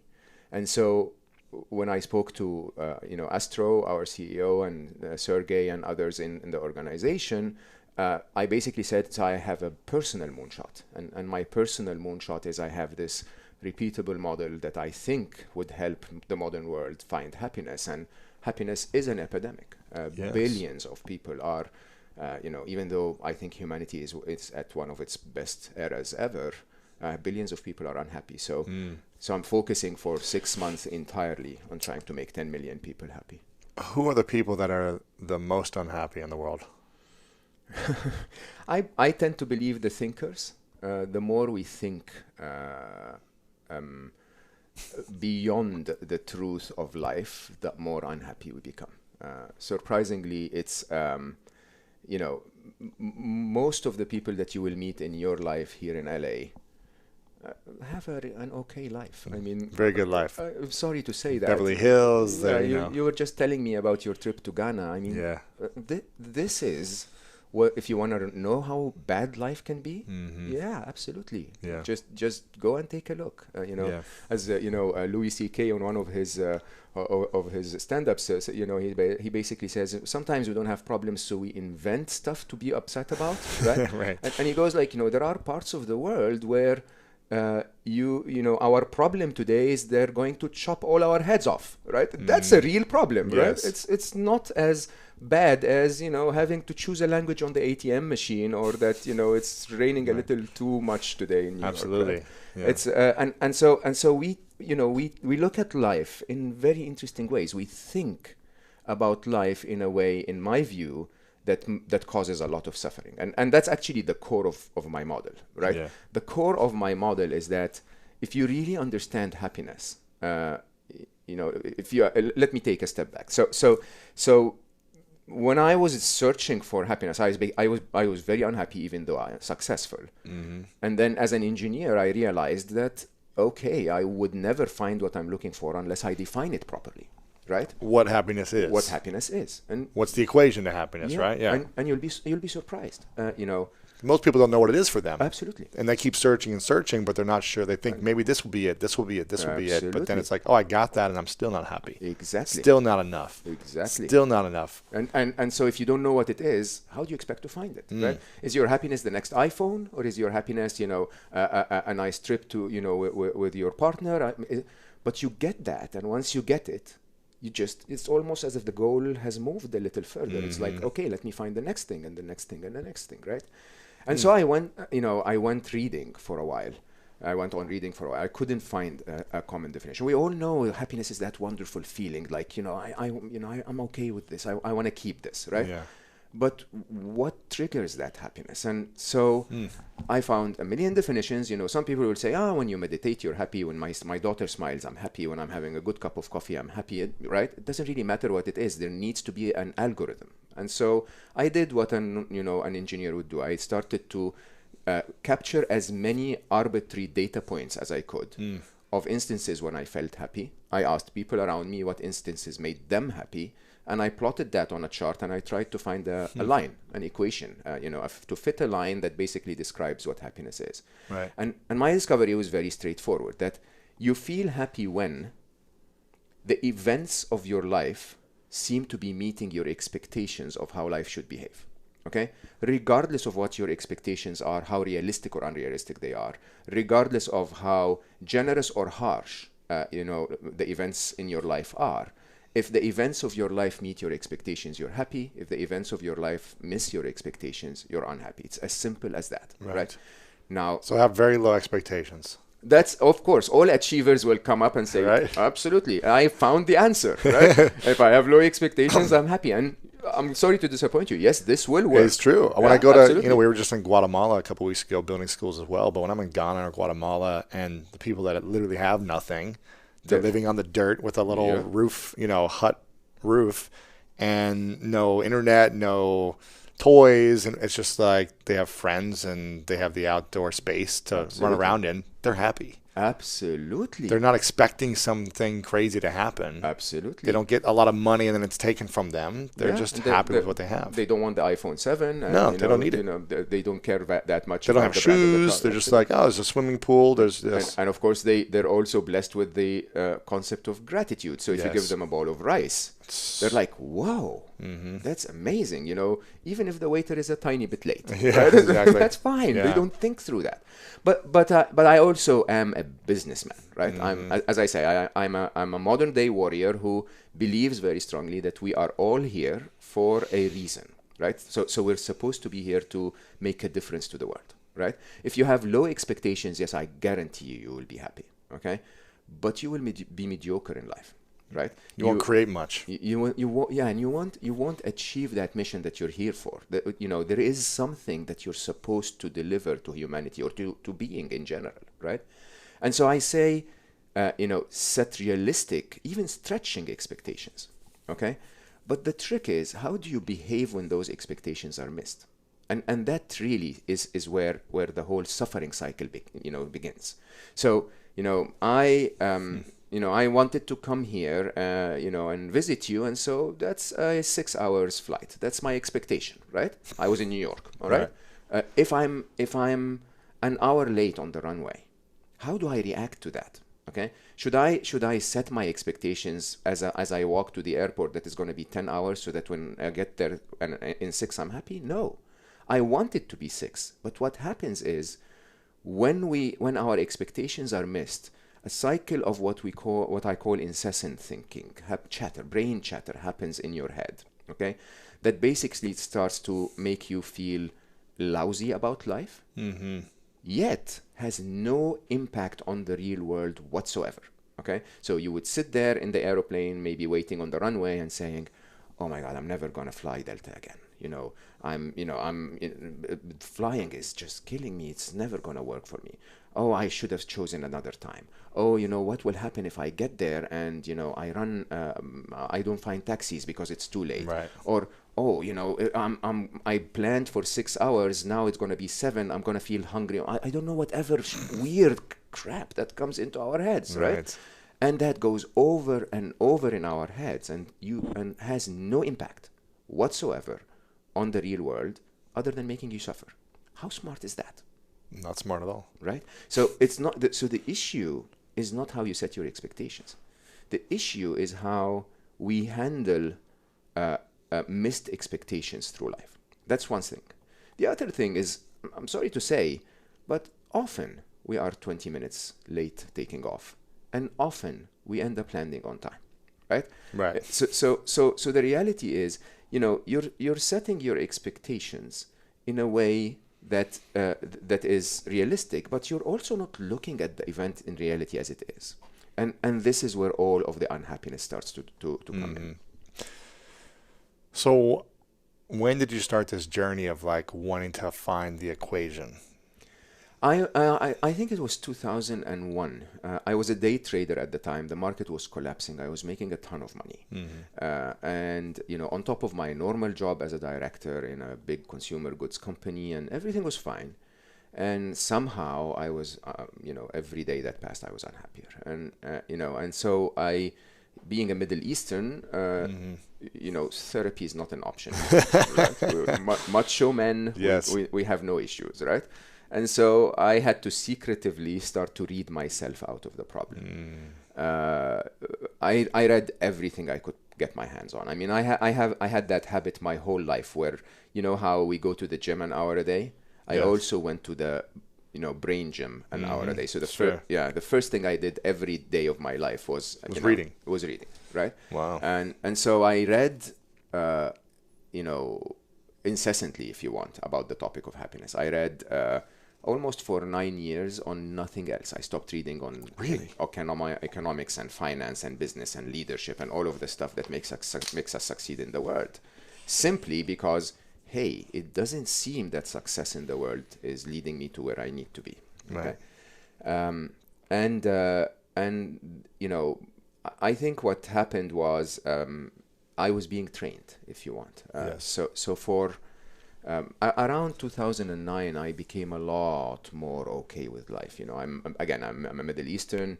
Post 9/11, I came to the US once a month for many years.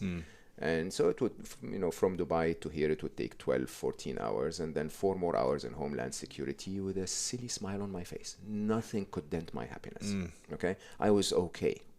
And it seemed, you win a deal, you lose a deal, Right. your car gets scratched, your whatever spouse is a little upset today, ups and downs of life, and I would have that weird smile, like nothing would. Somehow found a way to just go through with a repeatable model that gets me back to happiness. And then, of course, in 2014, as I share in the book, it was the ultimate test, if you want. So, of the biggest gifts I've ever been given was my wonderful son, Ali. Ali was not the usual child at all. He rarely ever cried.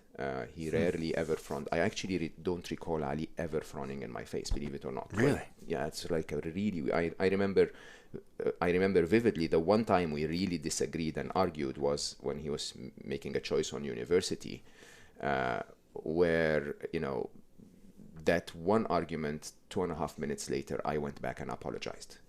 He was that sweet. He was so honest, so wise that by age 18 I started to go to him all the time and ask for his advice. Right? Wow. Yeah, not my bosses, not my friends anymore. I recall vividly that I went to one of my friends at the time and I said, when I grow up, I want to be like Ali. He was that wise. And Ali was my friend. We played video games together. We played music together. He was super funny. So we joked a lot together, watched a lot of comedy together, had all the best of a relationship, if you want. And Ali was a student in Northeastern University in 2014. Came to visit us in Dubai in July, and unexpected actually. So he just picked up the phone a couple of weeks earlier and said, "Hey guys, I really feel like I want to see you." Unfortunately, as life sometimes doesn't go the way you want it to, Ali was had an acute belly pain and was diagnosed with an appendectomy, which truly is the simplest operation on the face of planet Earth.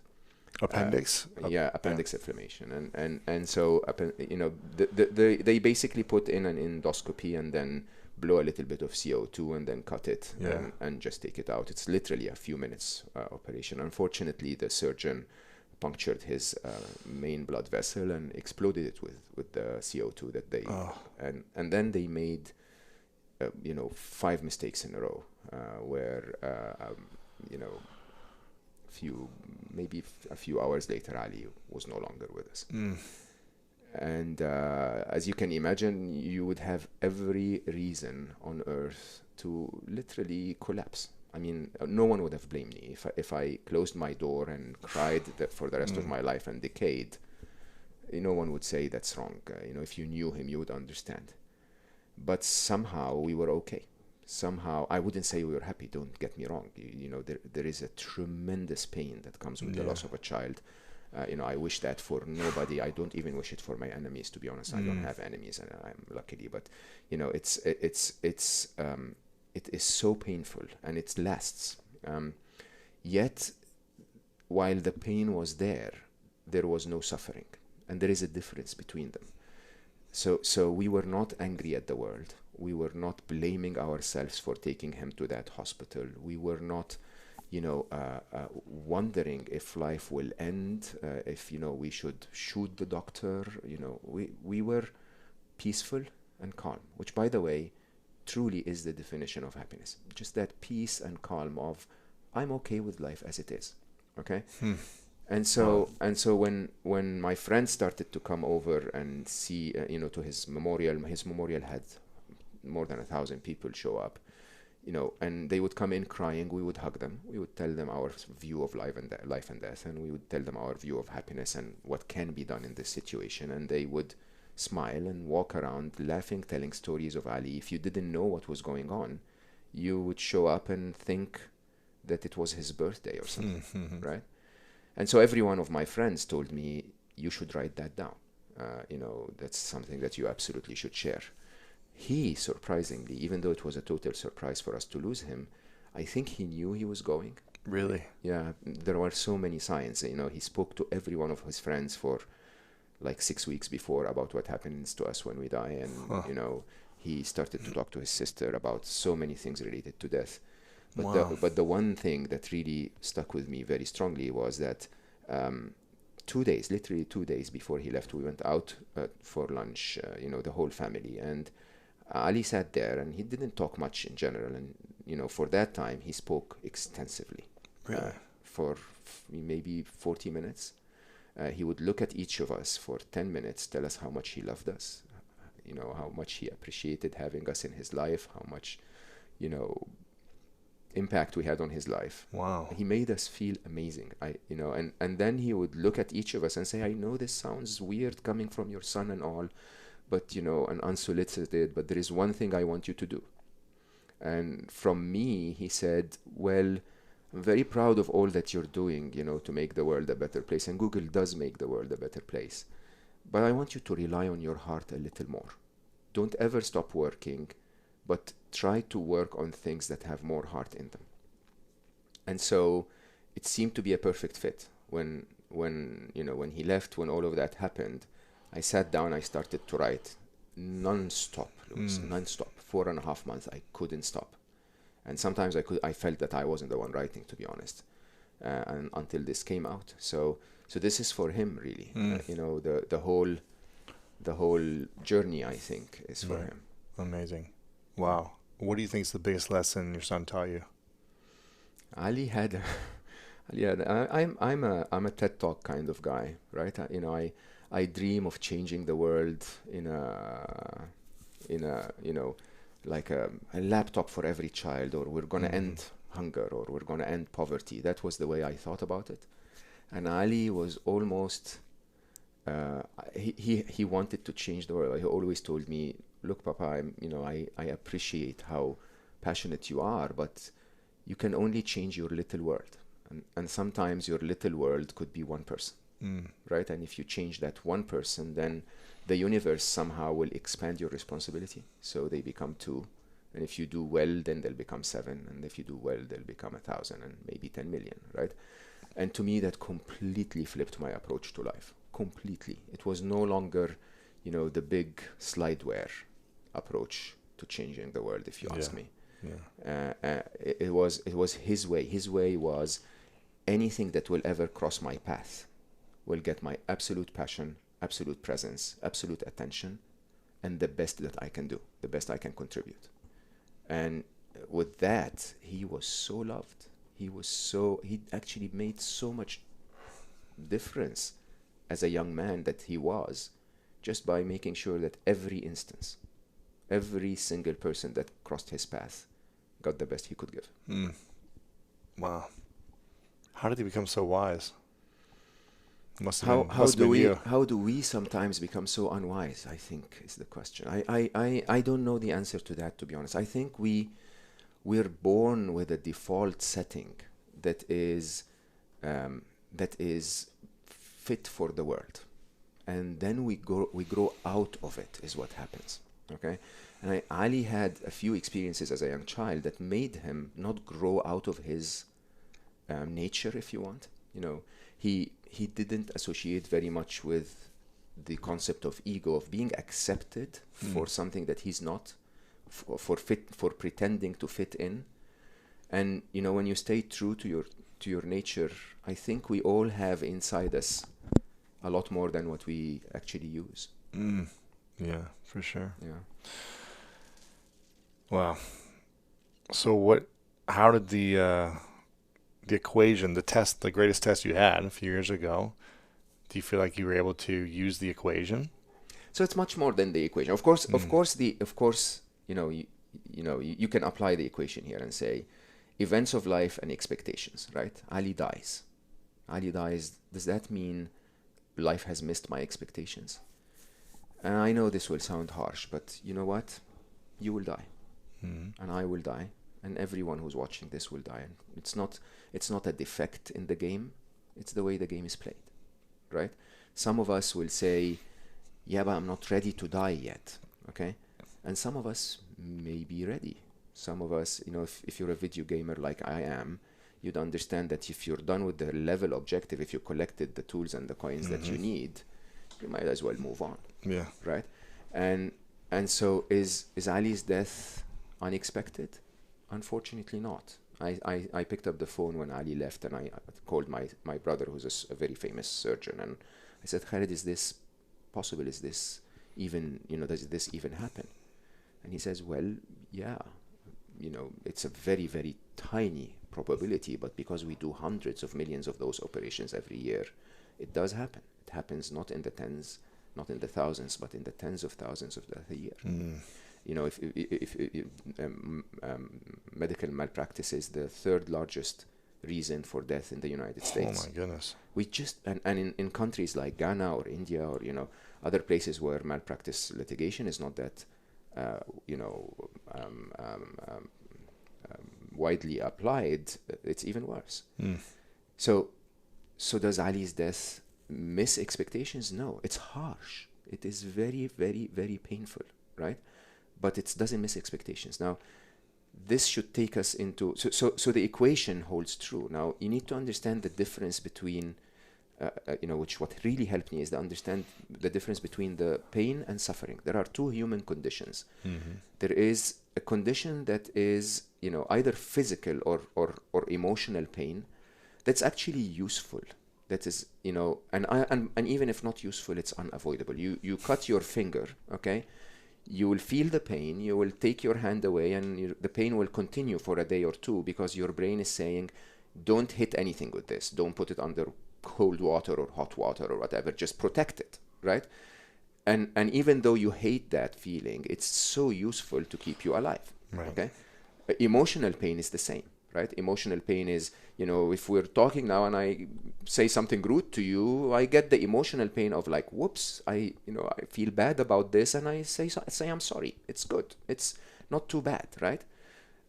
Suffering, on the other hand, is when we take that emotional pain, is when we take the emotional pain and just start to apply it over and over, as if we are generating pain on demand through thoughts in our incessant part of our brain, right? So Ali died. There is nothing I can do to bring him back, okay? But I could adopt the thought of, you shouldn't have driven him to that hospital. You should have driven him to another hospital. You shouldn't have driven him to that hospital. I can say that 14 million times. Yeah. Will it bring Ali back? No. It won't bring Ali back. Will it make any difference to the world? It won't make any difference to the real world. The only difference it will make is it will torture me. Yeah. Now, You'll suffer. you'll suffer. Now, here is the interesting thing. We've been talking for some time now, and you've instructed your brain to focus on the words I tell you, right? Did your brain say, no, I'm just gonna think about lunch?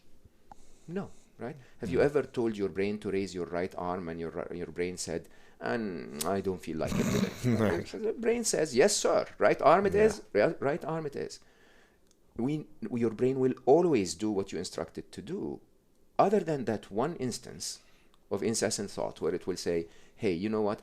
I'm the boss. I know what I'm doing. I'm just going to kill us for a while. Why? Right?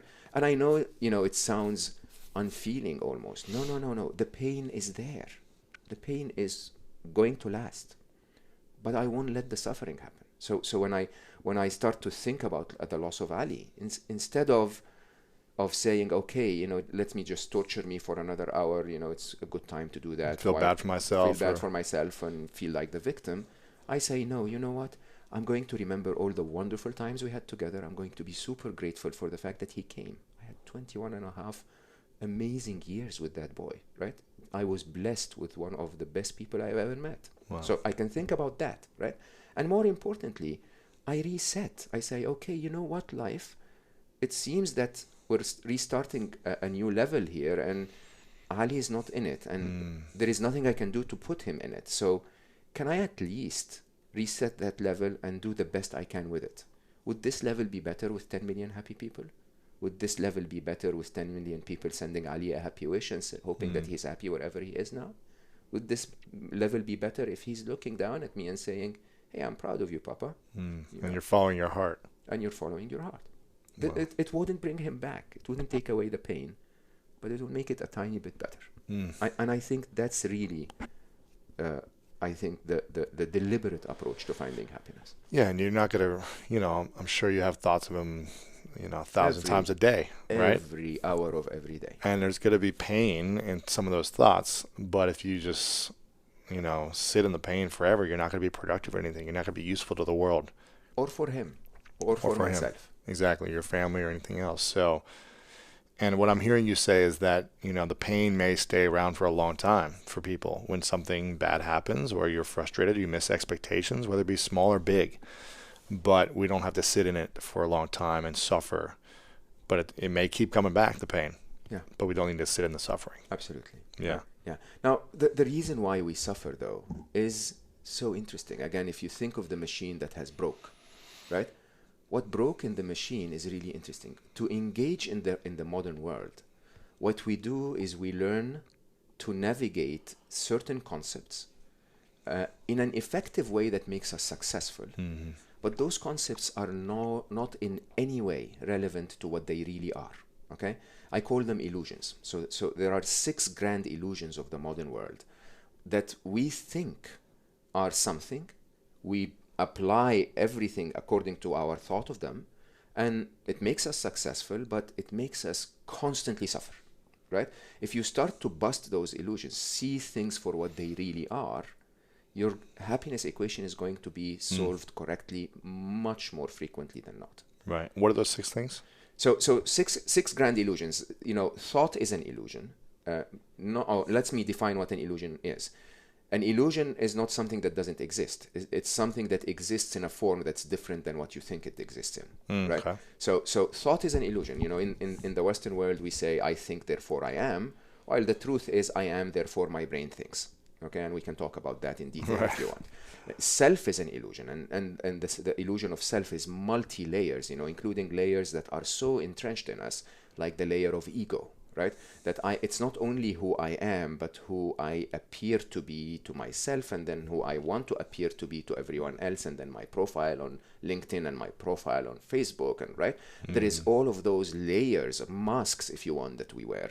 But there is also the illusion of what I call entitlement, the illusion of our place in the world. That we somehow think that we are worthy of the attention of the universe. And again, we can talk about that. There is the illusion of knowledge. One of my favorite of all illusions is that we actually think we know. Yeah, I'm just going to leave it at that. Believe it or not, we actually think we know. Of the entire universe and everything in it, we think that we know. We actually think that what we know is accurate, even though every day of your life, what you knew was revisited. Right. Okay. There is the illusion. What people say is impossible becomes possible. Absolutely. And we growing up, I was told that the tiniest subatomic particle is an electron. Come on, it's like, are you kidding me? And they insisted when you asked them. No one ever admitted and said no. The tiniest we could see is an electron. They said, no, it's the tiniest. It doesn't get smaller than that, right? And so many of those. And knowledge, truly is the protector of all illusions, if you want, because the illusion of knowledge is the protector of all illusions, because then you actually tend to believe that the others are true because it's what you know, right. Okay? There is the illusion of time, my favorite of all of them. And again, a topic that I've dedicated a ton of time for, because, because with time, we learn to be punctual, we learn to be effective, we learn to be productive, but time isn't. Nobody actually knows what time is. We're measuring something, and when the clock ticks, we respond, but we have no idea what we're dealing with. And if you really know what you're dealing with, the illusion goes away, right? There is the illusion of control, one of the biggest illusions of the modern day executive like myself and the modern day professionals in general, that we actually think we can control things. I had insurance policies on my life for Ali. I had, his tuition planned years in advance. I even started businesses for him to run when he graduates. Right. I didn't plan for that one. How much control do you have, right? And as I always say, between black swans and butterfly effects, really, there is very little control. Everything you try to control goes out of control. And then there is the illusion of fear. And the illusion of fear is probably one of the biggest ones in the modern world. Fear has the derivatives that hide beneath it that are, anxiety, worry, and all of the other things. Stress, everything else, And yeah. all of those, where it is a way of life in the modern world. We worry about the future all the time, and that keeps us unhappy. Now, you take those 6 illusions, factor them into your happiness equation. Whichever other inputs you put into the happiness equation, you will get the wrong answer. There is absolutely no way you can get the right answer if you are seeing the world through an exaggerated eye of fear, or through a control freak's eye of like, I want to have everything under control. The other side of it is what I call the 7 blind spots. So if you look at the events side of the happiness equation, we think that events are missing our expectations, but that's because we don't see events for what they really are, right? Because there were 7 features in our brains that allowed us to live and succeed as cavemen, but those 7 features turned into defects in the modern world. And so when you use them, you don't see the events for what they really are, and you end up in a place where, again, your happiness equation breaks all the time. It's fascinating. Oh, I'm happy you like it. Now, is this all stuff you discovered through just the reading for 10 years or through, and what I also love about this book is you said you did a lot of crowdsourcing where you open sourced it and you let people write their thoughts and their research and their feedback in, online. Did this all, where did all these, 6 illusions come from? Was it just... So there is, happiness is not a new technology, to be honest. This machine has been, going to maintenance since, the very early civilizations, right? The way it was maintained at the time was slightly different than what we can do today. So, yoga or meditation works. It does work, right? It keeps the machine in a good condition, right? And you can borrow so much of this. But the problem is it's not really always applicable in the modern world. Sometimes we cannot do this, like they used to do in the past. And some of us don't even understand it anymore. We've become so much left-brainers in the world, or at least we glorified the left brain a little more. Right. So a lot of it is found in ancient, knowledge of happiness. But I think that the trick is, can you understand it from a point of view of the modern world, of what, can you say it in a language that appeals to people who are browsing Facebook, right, 12,000 times a day, right? And so what I did, which I think was really, really eye-opening for me, is when I wrote the first version of the book, that was just seen by my agent and my publishers and so on, and then they said, okay, we're just going to edit this through the normal process of editing. And I said, no, let's do it like we do software. Okay. And so I put it online, and I invited 500 early readers to come and literally walk into the document and edit the document online. That's amazing. Yeah. Which was an incredible experience. You have no idea. So people would walk in and say, I agree with this. I prefer if you say it that way. And then others on the margin will say, hey, but you're missing a piece of research that shows otherwise. And there would be, conversations that would sometimes be 20, 30, 50 comments long. And so at the end of that process, we ended up almost with a book that was written by the readers, right? And, written in the language of the readers. And so this is why so far... They can receive it in a way that works for them. Absolutely. This is why so far it's not like the usual, happiness book that talks, a bit of mysticism and a bit of, very poetic language.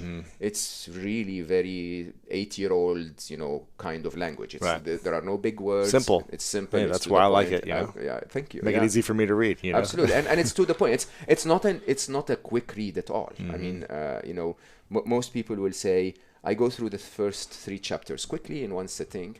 And then I start to realize that even though it's easy to read, every now and then I go like, what did he just say? And then you would have to stop and reflect and then find a little example in yourself. And then mostly, you would do 1 chapter a day and say, I need to sleep on this. Okay. And, I need to reflect on this. And it's really engaging in that way, because it's not, you're doing a bit of the work as you're going through it. So it's, your final model is yours. Right. But it's but it's not the normal, meditate for 10 minutes and you'll be fine. Right. Yeah. Right. Well, when you have a moment of pain or suffering, where do you go to? What's your approach to life to getting back to happiness? So you have, again, it all goes to understanding. Let's trace it, right? You have an emotion, you feel overwhelmed by an emotion. I'm very sad because of something, right? Many of us don't even recognize it. When you go to your partner and you say, "Hey, what's wrong?" and she would say, "Nothing." Right? And then you go like, "Okay, no, but seriously, what's wrong?" Right? And after a while, somehow you start, and by the way, we too, huh? And she comes to me or whatever, and I would say, I think I'm just fine, right? No problem. But then you recognize an emotion. You can trace that emotion back not to an event, interestingly, but to a thought. So, an Uber driver is, rude to you today, okay? It's not the event that made you unhappy. It's what you thought about the event that made you unhappy. It's, people shouldn't be rude to me. Or, what will this world come to? Or do I really have to depend on this service where I have to be treated poorly or whatever, okay? And that thought, if you trace it, you will find that there are 3 types of thoughts.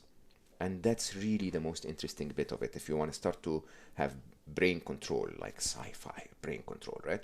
You have that thought that is causing you pain is happening here in the midline areas of your brain.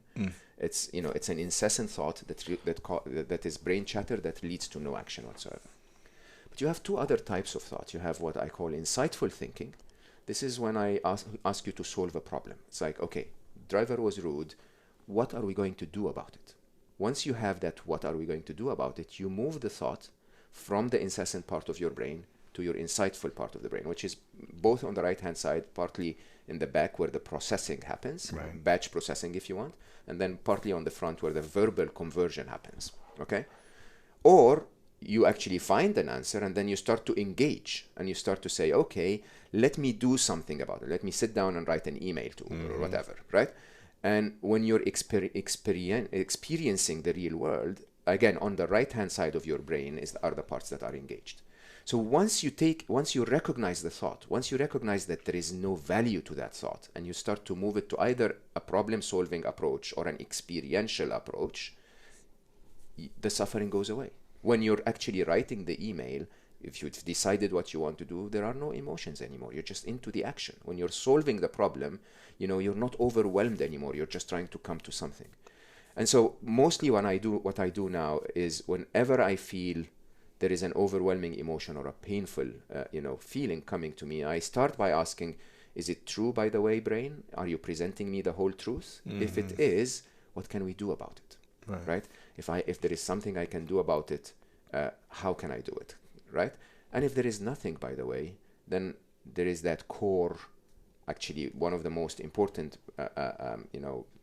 concepts I present in the book, a concept that I call committed acceptance.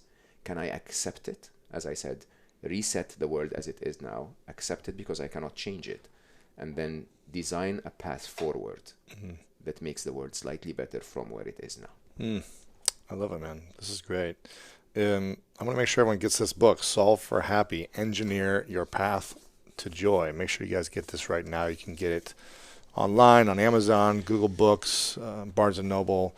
And do you have a website as well? I do, solveforhappy.com. And one thing that I would like people to do, because I am a businessman, is I have a counter. So I'm counting down from 10 million. If any of what you guys have heard today made you a little happier, go and click on the counter. At solveforhappy.com. Yeah, so go to solveforhappy.com. The counter is prominent in there. What are you at right now? Do you know? Of the time of the recording? A couple of thousand below. Yeah. Okay. So it's 10 million to go. Yeah. You just started. But you just started. You know what? Yeah.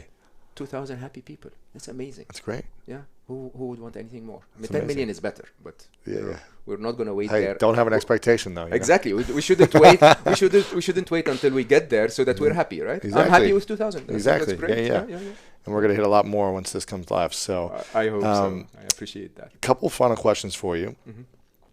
How were the pyramids built? You want my story? yeah, I do. Right. Okay. Because I saw them when I was in Egypt last year. Yeah. And I watched all the documentaries and all the theories. and I'm just. Let's just You're put it from this way. there. I wanna know how they're built. Egyptians are really nice people. Okay, Yeah. some weird guy went and said, "Guys, I want you to work for the rest of your life until you die and carry stones," and they said, "Sure." Yeah, That was it. Yeah, basically. That was it. Yeah, we'll die as long as you're happy, and you know, it was really That was it. weird. Yeah, Yeah. yeah. Just I mean, you want the science fiction of it? No, I mean, I don't know that, but yeah. But how do they get them up? They're so heavy. they They had to have some levers in or some of their they assistants, used right? they used Something to push them up. cylinders or and to push them up, but All the way up that high. But you see this, I always present that when I talk about technology. It's like, imagine if you went to those people and said, "Hey guys, by the way, I have a new technology, stone in a paper bag, right? You just mix it with water, just take it up there 50 pounds at a time and then mix it with water there, and everyone will be very, it will work. It will make the same stone. It's called cement. Hallelujah." It's like, yeah, we have a new technology. Sure. I think we sometimes take those kinds of technologies for granted, but Yeah, but there you life, go. life has gone a very long way since that time, and somehow we're still not happy. What about the mummies? They don't know how to recreate that process, right? There are many mummies around the world, not only Really? in ancient Egypt. Yeah, but this specific process was, It's lost, right? it the was art. and it was done with a very specific objective, the very strong belief that we will actually live again, and that we need to preserve certain parts of it, in a certain way, and others in a different way.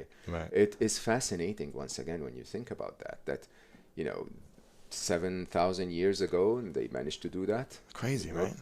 Not bad. It's unbelievable. Equivalent to the internet of today. I think the ancient Egyptians were the most brilliant of all time. Current Egyptians are cool too. They're very cool. The most brilliant, though. Exactly. No, I loved Egypt. It was great. Couple final questions for you. This is a question called the 3 truths that I ask everyone. Mm-hmm. So if it's the last day for you many years from now, you've impacted 10 million people and beyond to be happier, healthier, but you only have 3 things left to say to the world. You have to write them down on a piece of paper, and this is your message to the world. And this is all people remember you by, in written form, are your 3 truths. What would you say are yours? I think the number 1 is to say that we are here for a reason. We need to find that reason. Number 2 is to say that surprisingly your purpose to find that reason is to be happy.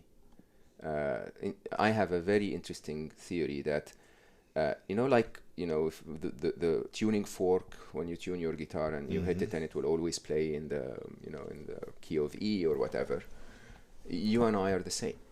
Each of us has something that is so that is exactly your natural resonance. And the way to find it is to find whatever makes you happiest. Okay? Unfortunately, as we go through the real world, they tell us, hey, by the way, but you can make more money if you study business or if you work in Wall Street. But if it isn't your thing, you can be successful, but it would not be your thing. It would take a lot of effort and you wouldn't be happy. Yeah. So I tell people, and I told my kids, and I still tell Aya, my daughter, to absolutely find that find that resonance. Just write down your happy list, find out whatever it is that makes you happiest. And yeah, I know life is tough and you have to go to work and you have to make ends meet. Fine, do all of that, right? But play the find out what it is and live your life's purpose. And yeah, the third is you'll be surprised. If it's my very last day, I will just remind people that death is the opposite of birth. It's not the opposite of life. That if you think of life as a video game, I'll just meet you on the next level. That's what it's going to be all about. So hopefully me and Ali sitting there, having fun. Absolutely.